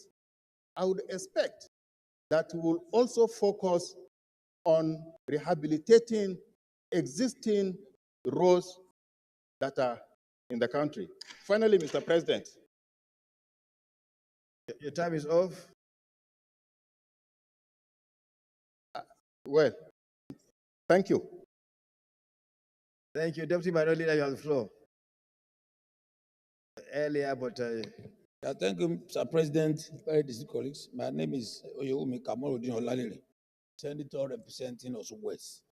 So I join all the previous speakers by congratulating Mr. President on the presentation of this very promising budget. I just want to emphasize something. As promising as this budget is, judging from what we witnessed the implementation of last year's budget, 2024 budget till now, I think the emphasis of this Senate should shift to the executive, particularly in 3 areas. One is the procurement processes, releases from the Ministry of Finance, and then other agencies. Because as we speak, up till October this year, some agencies have not completed their procurement process on the budget that was passed December last year. So if care is not taken, this budget we are talking about, when passed, by this time next year, we should be talking of not implementing up to 20-30% of it. So the beauty of it will not be seen in the public. So we have to call on the executive to make sure that between now and May, all procurement processes should be completed. Letter of award releases to contractors, and then we have to talk to the finance.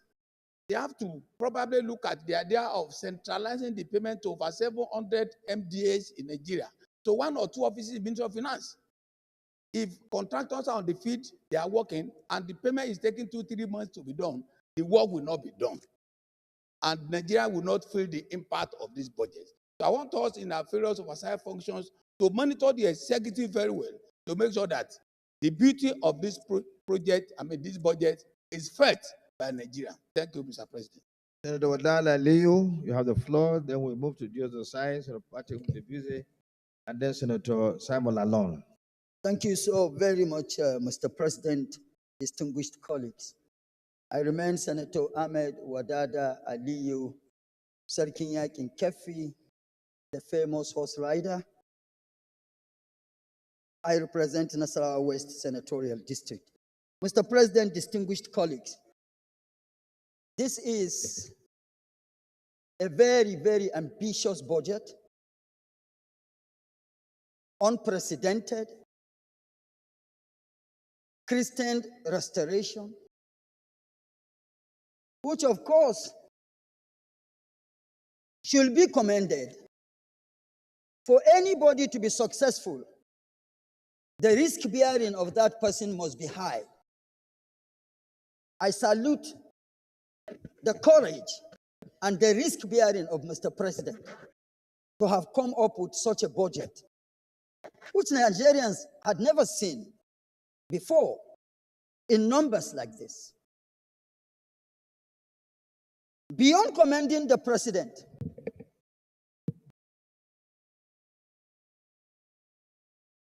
or reasons for commending the president, we all know the state of security in Nigeria. My colleagues have spoken on the merits or advantages of the various allocations. Security is the bedrock of every societal development. Without security, nothing can be achieved. So for security to have this high figure of 5 billion naira, which does not mean that that is good enough for security, but at least there is a paradigm shift from where we are coming from, or where we were. Permit me to say that in the aspect of infrastructure has gotten over 4 billion. Without infrastructure, particularly to be specific, electricity.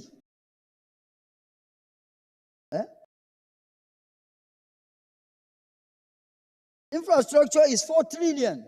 Sorry. Security, okay, about 5 trillion. Particularly to be specific, electricity. In this day and age, 21st century, without electricity, there is virtually nothing that can be achieved. One of the objectives of President Bola Ahmed Tinubu's administration is to make life worth living for the downtrodden. And if we are to go by that, everything possible within humanity should be brought to the table for electricity to be provided in Nigeria. Your time is up, Senator. We have added 1 minute for you. My time?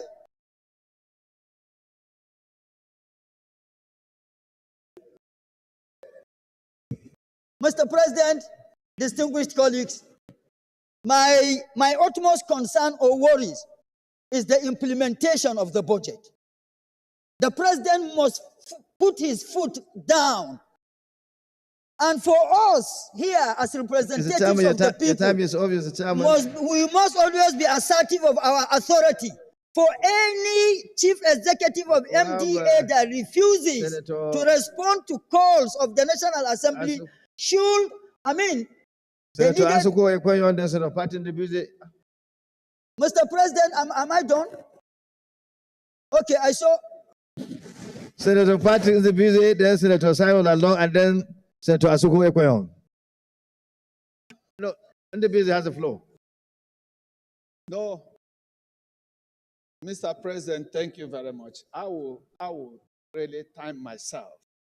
Having thanked Mr. President, my name is Ndubeze Patrick Say, representing Imo North. Having thanked Mr. President for the thoughtfulness and crafting of this budget, I want us to draw attention to the fact that the fiscal deficit in this budget is 13.08. And again, servicing of debt is taking us 15.81 trillion. Good. So, the issue of pegging the Naira-dollar ratio to 1,500, and we are talking of it should come, it's supposed to be low. I want us to recognize that for us to improve in our budgetary system and in our execution, we must improve in our production to help to let the balance of trade. The equation should come to our own side, Nigeria. If not, you cannot get it back. And also, we should allow the market mechanism to determine the Naira-dollar ratio. And in so doing, you might find out that if we improve our production, we might at the end have maybe less than 1,005 per dollar this coming year. But it cannot be done if we don't improve in our production. And how do we improve in our production? The production, you need steel. In every aspect of production, you need what? Steel. Now, the vehicular importation in this country is consuming a lot. You need steel. And for you to do that, we'll have to improve Ajokuta. My friend, I'm not up to Your time is off. No. I'm not up to 1 minute. I'm timing myself. The timekeeper say your time is off. No. Sorry, Mr. President. Give me 1 minute. I'm timing myself. So what I'm saying is this. Ajokuta need to be improved. Senator Simon Lalong, you have the floor. Yeah.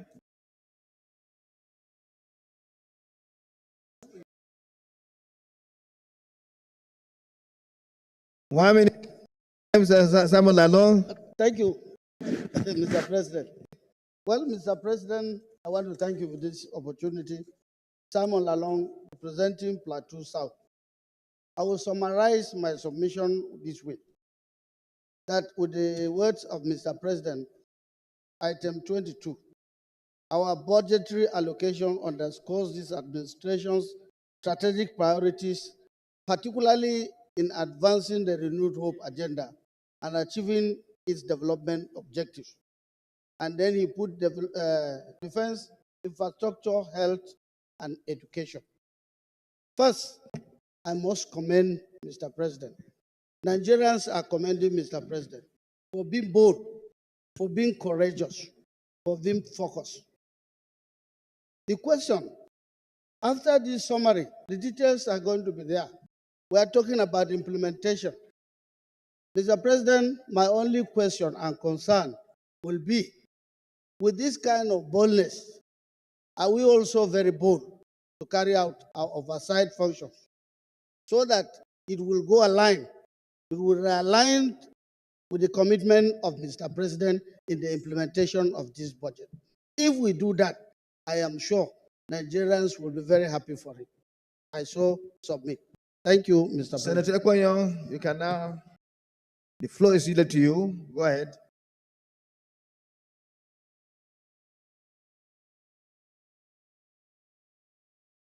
Thank you, Mr. President, distinguished colleagues. My name is Asuko Ikpenyong, Senator representing Cross River South. Let me start by commending Mr. President on the submissions and his presentation of the budget of restoration yesterday to the joint sitting of the Senate and the House of Reps. This budget pegged at 47.9 trillion seeks to focus on infrastructure, on security and defense, health, as well as education. The figures tagged to the budget for defense and security stands at 4.1 trillion. That for infrastructure is at 4 trillion. That for education is at 3.5, and that for health is at 2.4, which shows the intention of this administration. Also, a review of his 18 months of stewardship over the economy shows an improvement. Foreign exchange reserves have risen to $42 billion from almost a negative inheritance. We have trade surpluses of about 5.8 trillion, and we see the economic growth in the country is at 3.4, shooting past the projected figure of 3.2%. However, there is just one anomaly in this budget, and I want to add my voice to that of my brother and friend, distinguished Senator Titus Zam. Looking at the statutory transfers that have been earmarked in the budget, there is no provision for the South-South Development Commission as was passed by the Senate and the House of Representatives. I understand that the argument is that an assent may not have been given yet for the South-South, but we see that the Southwest Development Commission has provisions even though it has not been assented to. Mr. President, please let there be Chairman, your time is off. South-South Development Commission. Distinguished Thank Senator. you very much, sir. Senator Akobondo, thereafter Senator Yaradua, and then Senator Sani and Senator Odende. Thank you, Mr. President, for recognizing me. I remain Austin Akobondo, representing the good people of Abia Central Senatorial District. Excellency, I'd like to join my colleagues by commending this ambitious budget, especially in the area of allocation to defense, because virtually every segment of development requires security cover for progress to be made. I'm also happy that even the review, food security has also been brought up as a measure of defense cover, security cover. But however, Your Excellency, I'd like to mention that the problem of the amount of money for debt servicing is still a source of worry to me, because that is approximately 1/3 of the total budget, 15.08 trillion for debt servicing. That is very likely going to put pressure on the available resources for capital and other needs. I would like to draw our attention to that, and also bring the issue of oversight to the front burner, because no matter how beautiful this budget is, will require implementation, and implementation will require stringent and timeous oversight on the part of the legislature. Excellency, I think the situation now calls for more money to be generated. Oftentimes I've talked about revenue generation. We should also pay more attention in strengthening the strategy of these agencies. Your time is over, Senator Akobondo. Austin, we now yield the floor to Senator Yaradua. Thank you, Excellency. All the same.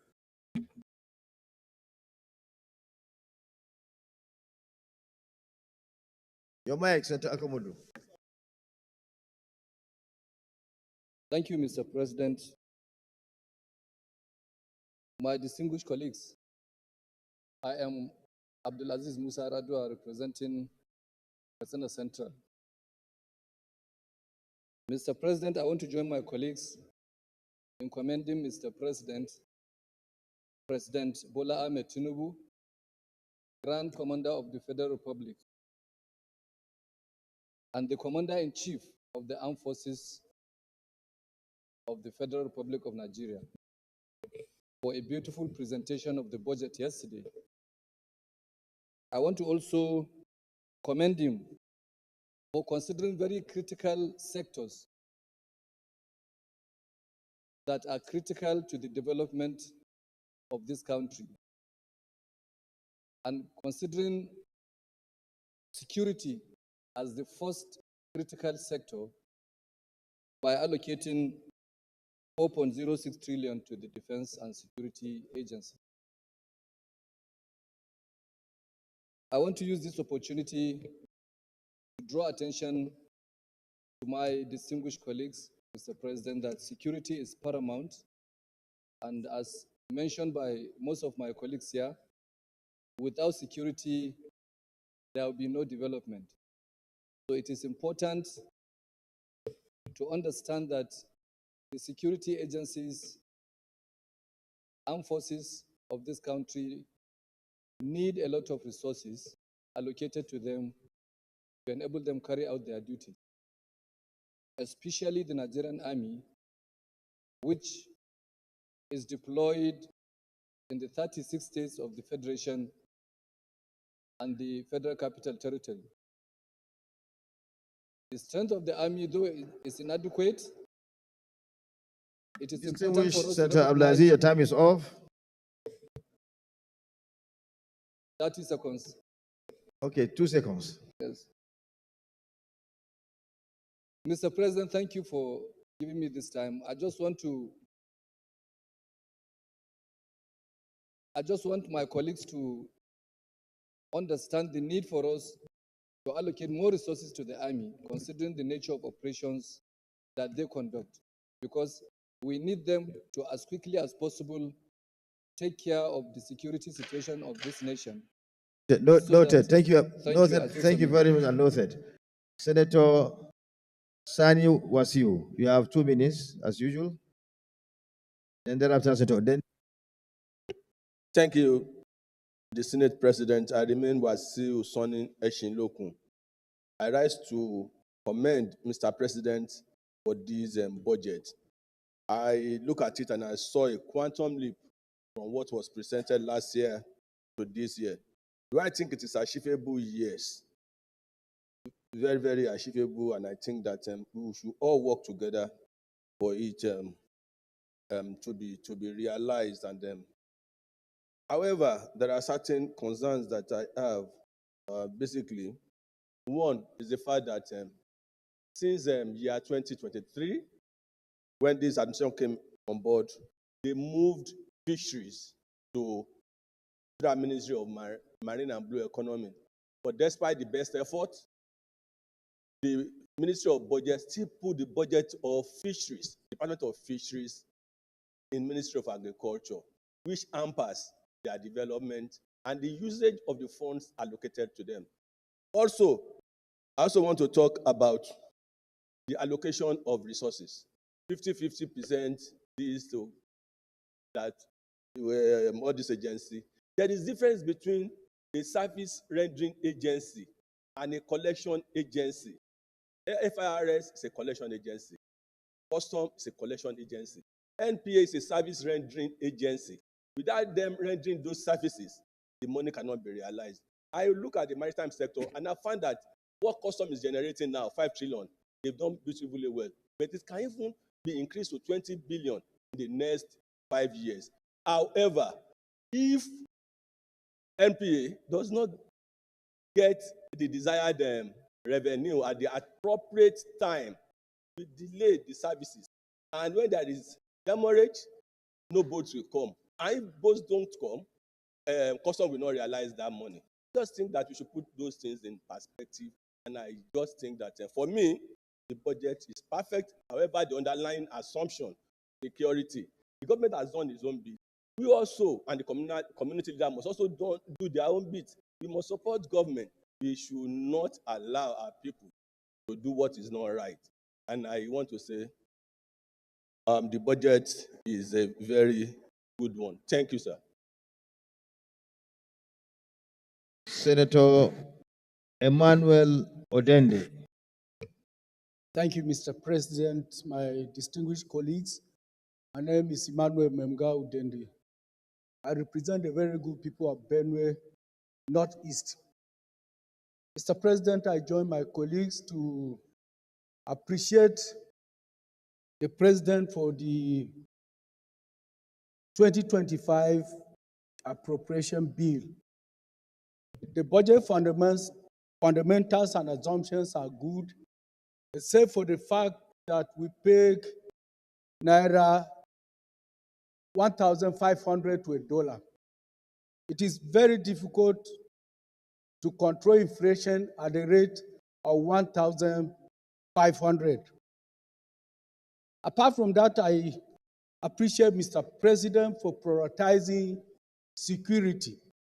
For those of us whose constituents are killed every day on the farm, it is a welcome development.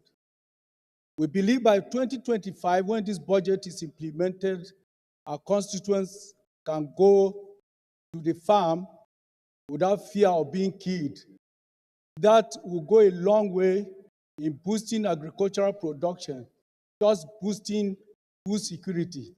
In that regard, I urge my distinguished colleagues to give this budget a chance and let it be read for the second time.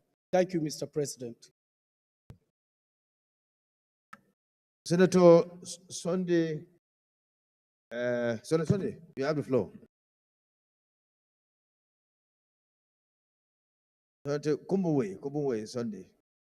Thank you, Mr. President. I am Senator Benson. Friday, not Sunday, Friday. Kumbuwe Benson, Friday. Thank you, my good friend.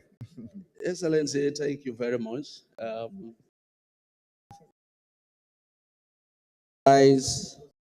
Also to lend my voice in supporting this bill. And we want to just draw your attention to a few concerns that I have. Although I know we don't have much time on our side, but I want to commend the government for all the drive that it has taken, particularly on the area of security. In my region, as all of us are aware, there had been a lot of insecurity here and there. But today, the question is not the same as it was. And the drive to pacify stakeholders and those vulnerable people has also been a very remarkable one.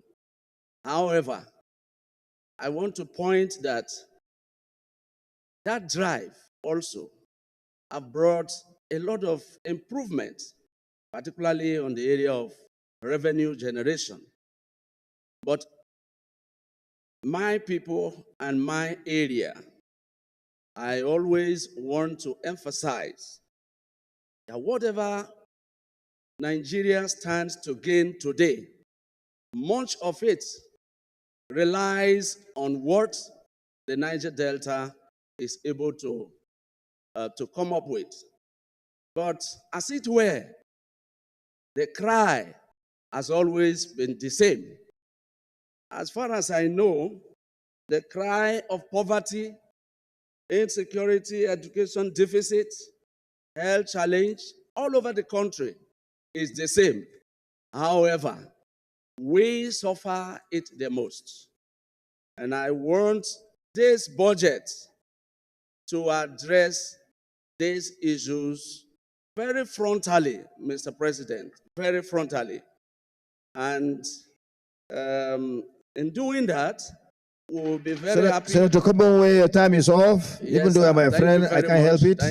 Thank you very much, Mr. President. Thank you, Senator Kumbuwe. You've spoken very well. I support you so well, and I support the bill, and we want to pray that in implementation, because right now, as we stand, as we speak, in the whole of Bayelsa, I cannot point to one particular project, remarkable federal project that is going on, apart from these constituency projects.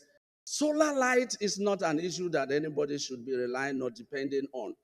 And I want to draw this budget, draw your attention, the Senate, to this fact that we need Thank you, Senator Komo Benson. You have spoken very well. We've heard you. Your nose, thank you, what sir. you said are noted.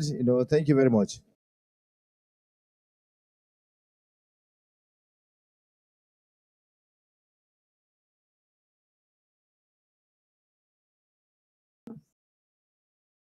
Okay, Senator Etang, you have the floor. Former Speaker, Cross River House of Assembly. Thank you very much. Senator William Etang. My name is Senator Ethan Williams. I represent Cross River Central.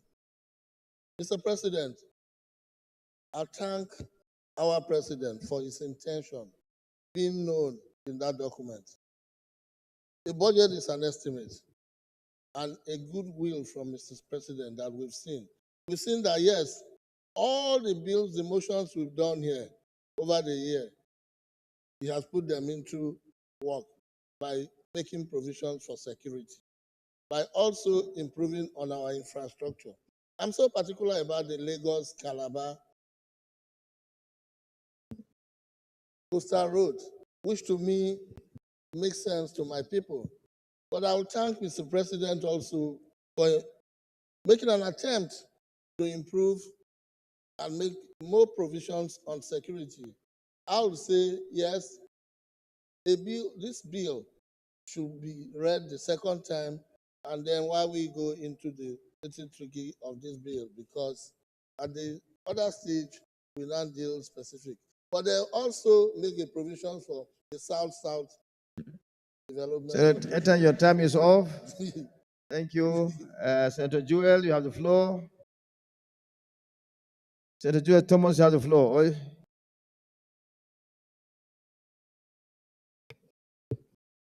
Mr. President, distinguished colleagues, my name is Senator Joel Honorable Thomas.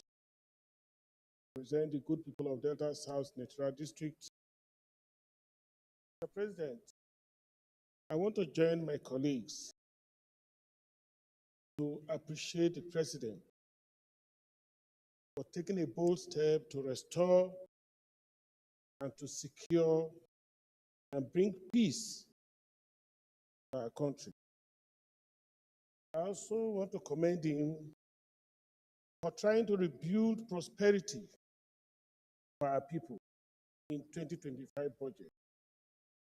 The 2024 year hasn't been very easy for our people. That's why I said I have to commend him for this bold step. However, the president has made up his mind on what he intends to do in this budget proposal in 2025. I want to say that a lot is expected from us in this chamber to make sure that every kobo that is being appropriated in this budget, in the 2025 budget, is spent and our oversight functions carried out in such a way that the real benefits for the people of Nigeria is realized. Thank you, Mr. President, for the opportunity to speak. Senator Dixon, you have the floor.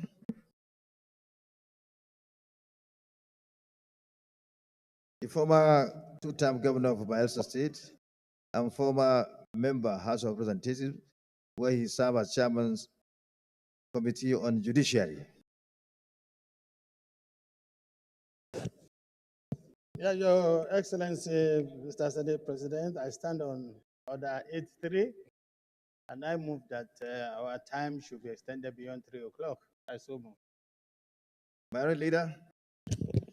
Thank you, Mr. President. I write to second the motion by Senate Leader that we extend our time beyond 3 o'clock to enable us to complete other assignment on other people. So second. Those in favor that the time should be extended for our sitting today, as moved by the leader of the Senate and seconded by minority leader, please say aye. Those against the motion, please nay. The ayes have it. Senator Dixon, Your Excellency Dixon, you have the floor. Thank you very much, Mr. President and my dear colleagues. Henry Sirake Dixon, Bayelsa West. First, I would like to adopt the views earlier canvassed by several colleagues who have spoken before me in terms of supporting the general themes and focus of the budget in terms of focusing on investing in supporting the security services supported by all. Similarly, we support the focus in the budget on investing in the people of this country, by investing in education, investing in healthcare. These are general themes that I fully, like many others who have spoken, fully associate with. But I would like to draw attention, as I believe some members have already canvassed, and as the president himself said yesterday while presenting these estimates to us, that the budget is optimistic. And I would like us to know that we are really dealing with very optimistic estimates. Optimism is not a bad thing, but we have to be cautious. Yes, because of the underlying premises are not very factually correct as we speak. For example, premise of producing 2 million barrels or even over. We hope for the best, but I think we should also be prepared for the worst. We had earlier in the course of discussing the MTF said that in the first quarter there should be a comprehensive review, and I'm sure that will be helpful. But we need to bear in mind that we are dealing with very optimistic estimates. It's not just the over 2 million daily production. We're talking of reducing inflation from near 35% or more currently to 15%. We are talking of bringing down exchange rate from almost 1,007 or even more to about 1,005. Even though in the MTF, we pegged it at 1,004. So the caution, what I'm saying is that we should all be mindful of the factual scenario we are dealing with. But in general, the focus of the budget on national security and defense, commendable. The focus on investing in people, investing in education, investing in healthcare and infrastructure, highly commendable. But I would like to draw attention before I sit to the fact that there is clear omission, not really an omission, maybe because we have not passed the South-South Development Commission bill. But I just want us to draw our attention to the fact that whereas funding has been provided for all other development commissions, zonal development commissions, that of the South-South, maybe because it has not been assented to law, has not been provided for. Therefore, it is our hope that while doing the supplementary in the course of next year, when eventually the needful has been done, that the estimates for that development commission, which is the only outstanding one, will be captured. Then finally, as chairman of the Committee on Ecology and Climate Change, I'll be failing in my duties, Mr. President and my dear colleagues, if I don't bring to our attention the fact that our country's response to the climate agenda is not only not properly coordinated, but also not fully backed up in terms of allocation of resources. In the Climate Act that we have passed, there's provision for activation of the climate fund. And I believe that this budget is an opportunity for the executive arm, for the president who is chairman of the commission, of the council, Nigeria Climate Council, to properly activate the provisions of the act by allocating money and by convening the National Climate Council, of which he is chairman, so that we can signal to the rest of the world the seriousness of our country. Your time is off, Senator Dixon. And finally, every part of our community, of our country, is suffering from ecological disaster. In the Niger Delta, in the coastal areas, communities are lost. Livelihoods are lost all across the country. In the north, there is desertification and erosion in the south, and so on. Thank you, Senator Dixon. You've taken 6 minutes instead of 2 minutes. Provisions should be made available to address this. Thank you very much. Thank you very much, Senator. Now, the last but not the least to speak. Thank you, Mr. President, and thank you for giving me the last opportunity to speak. I want to join the rest of my colleagues in commending the provision. Sorry, Senator Manigo, you want to speak after? You want to speak? Okay, you'll be the last but not the least. Okay, thank you. I want to join my other colleagues commending the President on provision of this budget, particularly with concerns to security. But I want to draw attention of this honorable chamber to the provisions of arts and culture, women, and Naseni. Arts and culture in the sense that most countries that do not have oil are relying on agriculture, on culture and tourism for the sustenance of their economy. So the provisions made for arts and culture is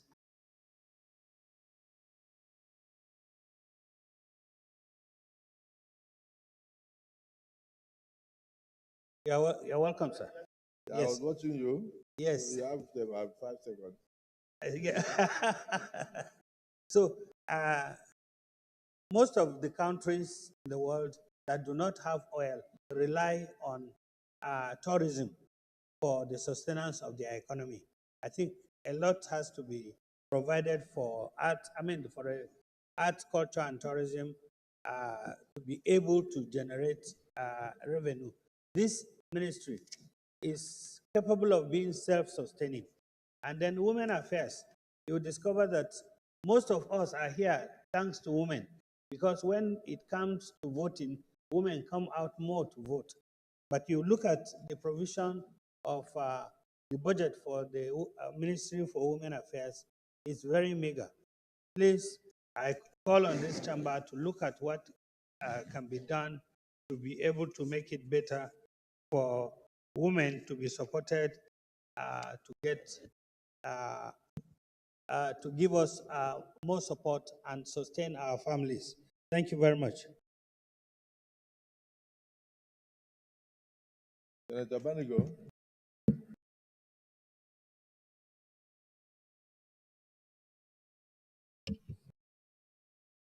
The Senate President, my distinguished colleagues, I want to join my colleagues who have spoken already and commended the budget of the presentation of our President, the 2025 budget of restoration, securing peace, and rebuilding prosperity for Nigerians. I would particularly want to commend the idea that it intends to fix mostly security, power, and manufacturing. I think this will be a very good turnaround for our people, because the issues of power, security, and the lack of manufacturing to provide jobs for our young people and secure employment, creditable employment, has been a big issue throughout the 2024 that we have gone through. So I think this is very good and very ambitious. And I also want to commend the provision of funds for health. Even still, it is not enough. We have, from our calculation, maybe it's about 6-7%, but we really need to get much more than that, because we have an Abuja declaration that we signed to, that signs for 15% of our provision, 15% provision for health from our takings. And then I noticed that we have some funds for basic health provision, but I don't know whether that is actually 1% of the consolidated revenue, CRF, which is the provision. Because if it is not, then it should be much more than that. And also the provision for basic, for infrastructure in health, which is very commendable. In all, I want to say that we are impressed with what we have seen so far, and we believe that with enough robust oversight of our various committees to the MDAs, we should see a better performance in the coming year over this budget. And so I therefore want to say that I think we should approve the second reading of this bill for consideration by the respective committees I so submit. Thank you, Your Excellency, for giving me this opportunity. Senator Stanley Musa.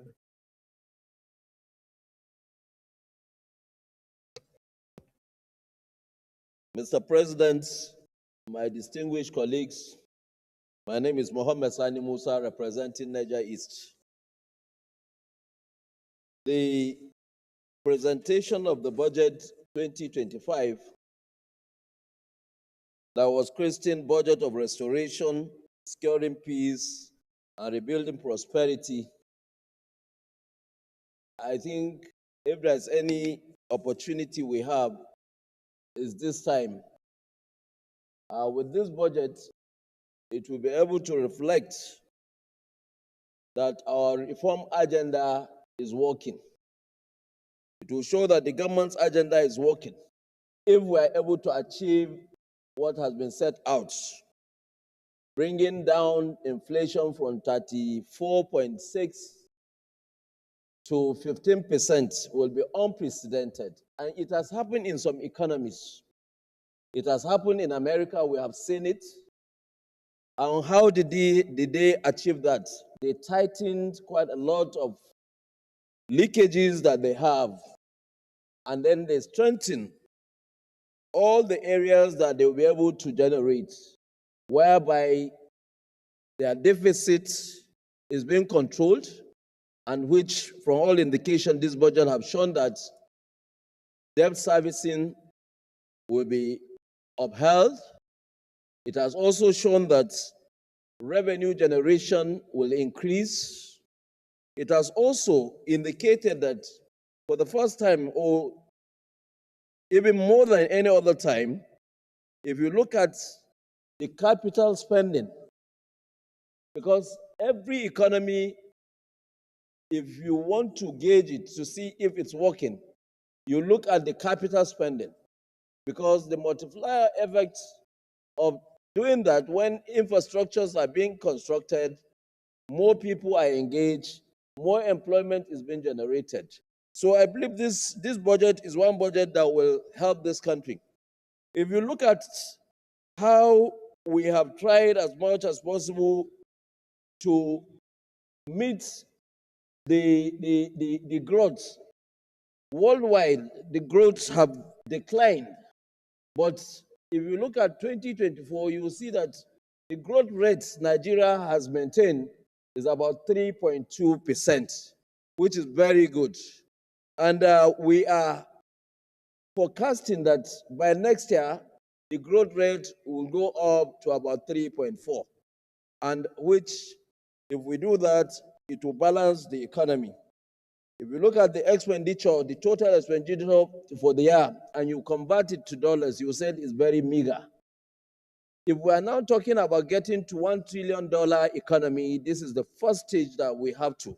if we're able to achieve this budget and be able to implement and strengthen all the leakages that we have, I believe that the economy will go up. If you look at the projected oil revenue production, which was tagged at 2.006, and then pegged also, because there might be decline in the cost of crude oil. The price of crude oil may go down when the U.S. president may be sworn in and he gave order that they should produce more. So, but what this budget have done is to make sure that when that issue comes up, we are able to stabilize our own prices. So I believe this budget is one budget that if we adhere to it, we will come out of the economic doldrum we are. And then you look at education. What has been given to education is very good. The only thing I will maybe call on my colleagues is to look at the area of agriculture to see if we can improve in what we are putting in the agricultural sector. Because if we actually want to bring down the food inflation, we must have so much produce. We must have them in abundance so that the supply will even be greater than the demand when it comes. Because once it is there available in the market, you'll see that the prices will definitely come down. So with this, I believe allow me now. With this, I believe that the 2025 appropriation, when it becomes an act, it will solve most of our problems. Thank you, Mr. President, for giving me that opportunity. Senator Olamileko. Thank you very much, Mr. President. Very distinguished colleague, Adeola Solomon Olamileko, representing Ogun West Senatorial District in the Senate of the Federal Republic of Nigeria. Mr. President, let me start by congratulating the National Assembly as well as the President of the Federal Republic of Nigeria for successfully presenting to the National Assembly the 2025 appropriation bill, which he christened as Budget of Restoration, and with emphasis on poverty reduction, security, and security. Mr. President, I want to strongly believe that this is deliberate because the President chose this name having considered a lot of indices on the state of affairs of the country before coming up with the tag Budget of Restoration. Mr. President, one major area of concern, which I listened to all my colleagues who have contributed and who have said one or two things, is in two major areas. One, on the issue of the exchange rates. And Senator Adam Oshiomhole raised it and was critical about it, that we should do everything to sustain that the exchange rate stand at 1,500 to $1 because of the purchasing power parity. And I must say this, I will further suggest that we should look for a way by which this exchange rate will go down further. Because all indications to ensure that this exchange rate goes below 1,500, this current administration is working seriously hard to ensure that comes to pass. First and foremost, the refinery coming back on board. We have the Port Harcourt refinery now working. Dangote just this morning, how true it is that petroleum pump price has been further go down. And also the Kaduna refinery, they are working around the clock to also put it to work. And if all this, we have it in place, definitely the exchange rate will further go down. Because this rate that is budget, that comes with this budget, is not the actual rate. This is the rate in which the government wants to work with. while the actual rate there, which is operated by the Bureau de Change operators, is quite different from this. So there is still an exchange rate difference of about 250. But what the government will work with in the budget is this $1,500. So what we should do through proper monitoring, effective oversighting, is to work closely with the Central Bank of Nigeria and all major stakeholders and players in the economic sector to see how we can further work with them to bring down this rate to as low as 1,400. If you look at the medium-term expenditure framework that was passed, what was contained in it was $1,400. That shows the expectation of the current administration is that dollars should operate at 1,400 to a dollar. Naira should operate. So what we should do is to work closely with these relevant stakeholders in the economic sector to see how we can further bring down the exchange rate that is being attached to this current document. Mr. President, having said that, I also want to mention that I'm concerned, and my concern is that the cost of running the government and the cost of providing the dividend of democracy in terms of development to the country, the disparity is too high. In this current budget, what we have is about 80% or 75% of the 49.7 is cost of servicing, recurrent expenditure, debt servicing, and everything. While the cost of providing development project and everything, as we speak, is about 9.8 trillion naira.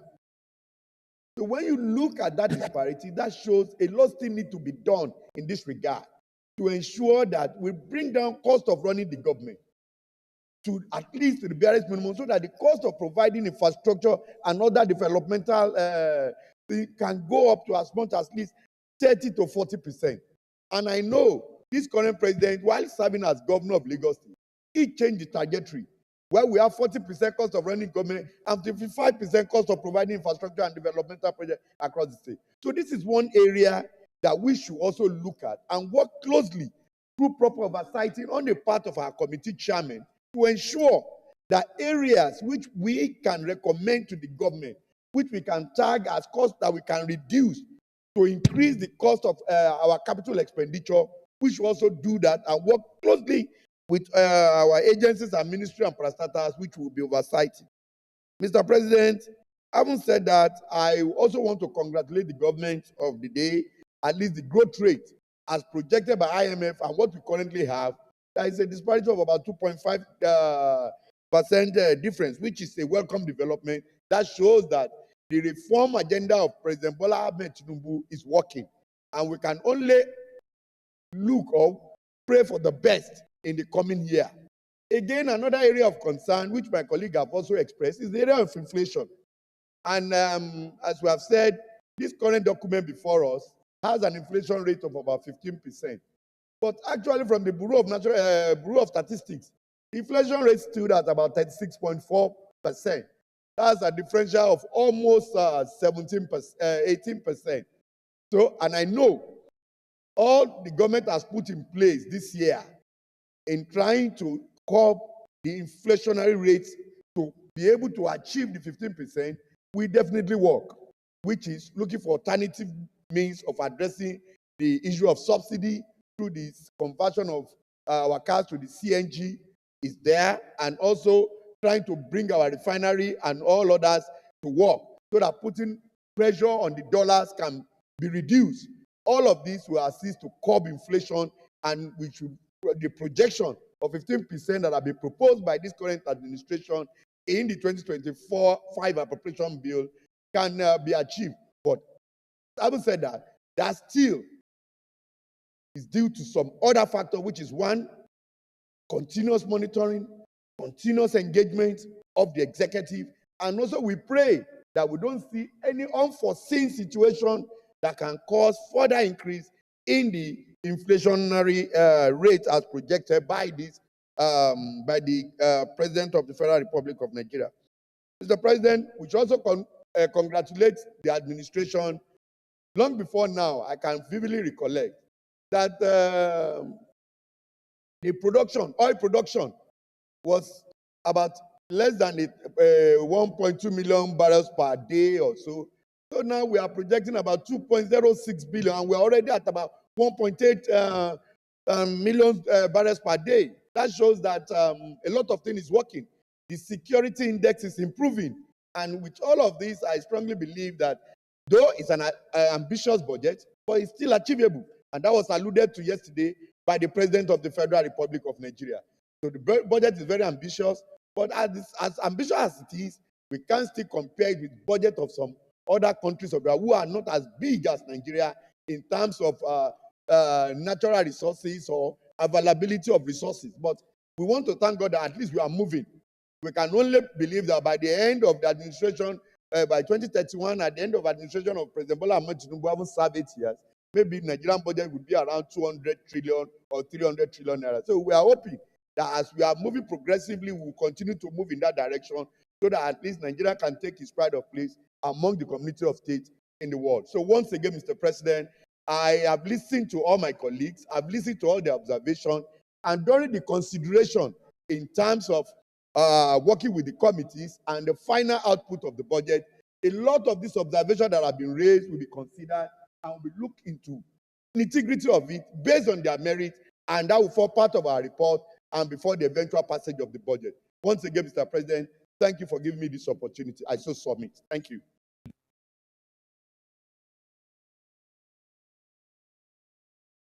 Thank you. Distinguished colleagues,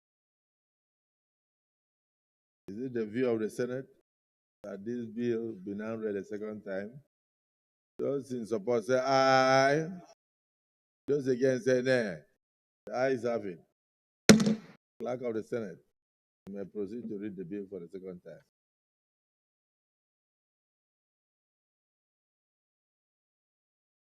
Mr. President, distinguished senators, a bill for an act to authorize the issue from the Consolidated Revenue Fund of the Federation the total sum of 49 trillion 740 billion 165 million 355,396 naira only, of which 4 trillion 435 billion 761 million 358,925 naira only is for statutory transfers.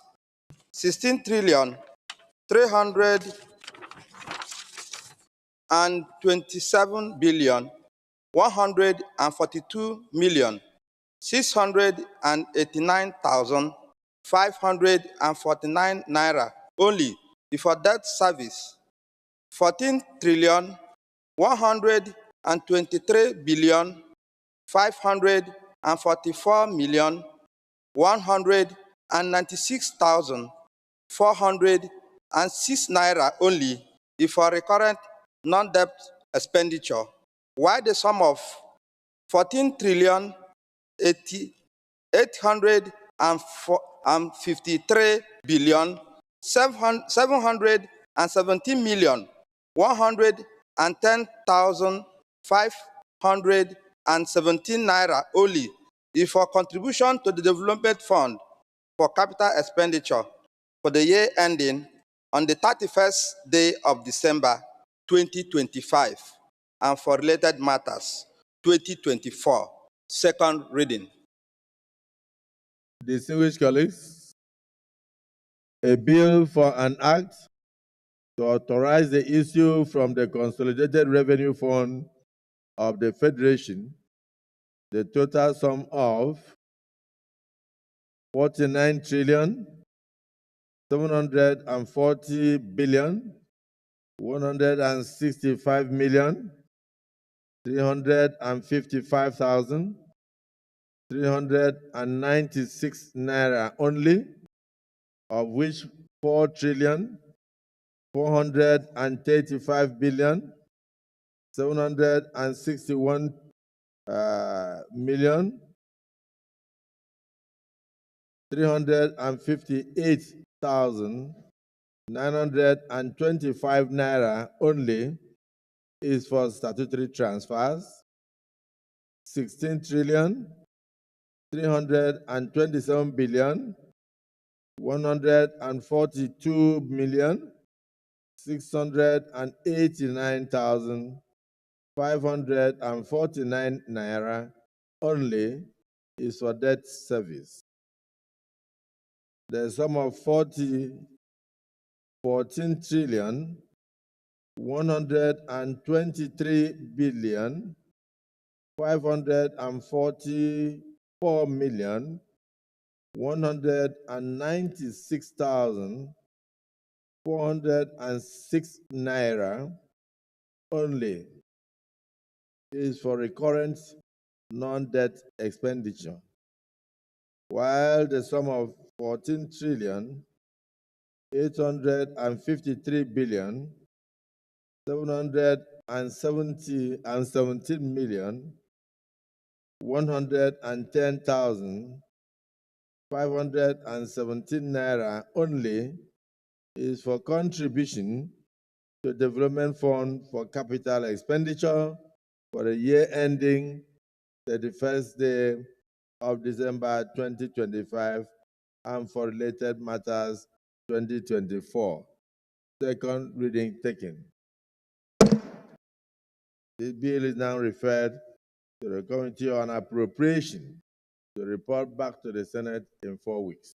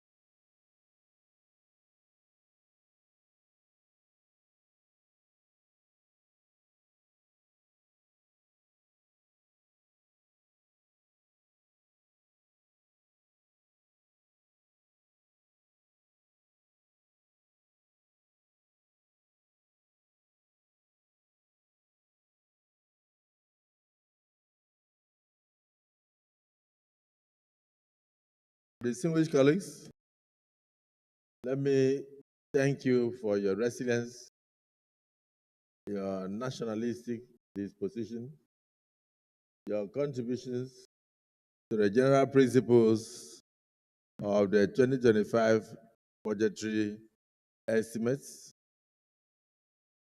and your patriotism. And to say that, yes, indeed, we are still full because we started with a full chamber, and some of our colleagues have gone for other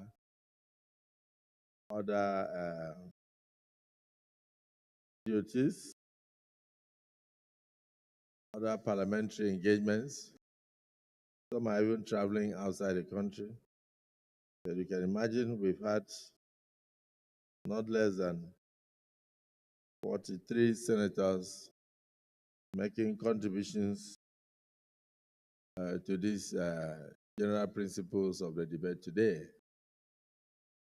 On behalf of the leadership of the Senate, I want to thank you for your contributions to the Senate throughout the year, and to wish you a Merry Christmas and a very happy New Year in advance, and for particularly for our Christian brethren. And I also want to say that God Almighty and Almighty Allah will definitely bless your new year. No tragedy will touch you or your families. You will go and come back in good health. In the name of Almighty Allah. May God be with you and with your families. May you come back to continue the service to your fatherland. On that note, and also the joint session of yesterday was a great success to Nigerians. Those who are in charge of ad hoc committees that must report to us as soon as we come back, please get your reports ready. Then those who are in charge of conference committees to ensure that we marry the positions of both chambers together, get your reports ready. So that once we come back in January, we can get cracking. If there is need to call you back, in line with legislative practice, while you are on holiday, we'll do so. So don't forget that like they call it in the army, I think reservists. Yeah, on reserve. You can be called back anytime if there is need, so that we can convene in the national interest. The Senate wishes our colleagues, the Speaker and leadership in the House of Representatives, a very wonderful Christmas and a Happy New Year. We also wish Mr. President a very wonderful Christmas and a Happy New Year. We wish all our families good health, joy of the season that surpasses all understanding. On that note, I thank you personally for your continued support.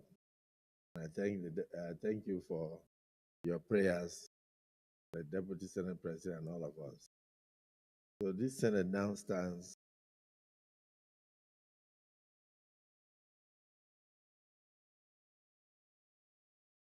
every other questions to be in the office of the Senate leader.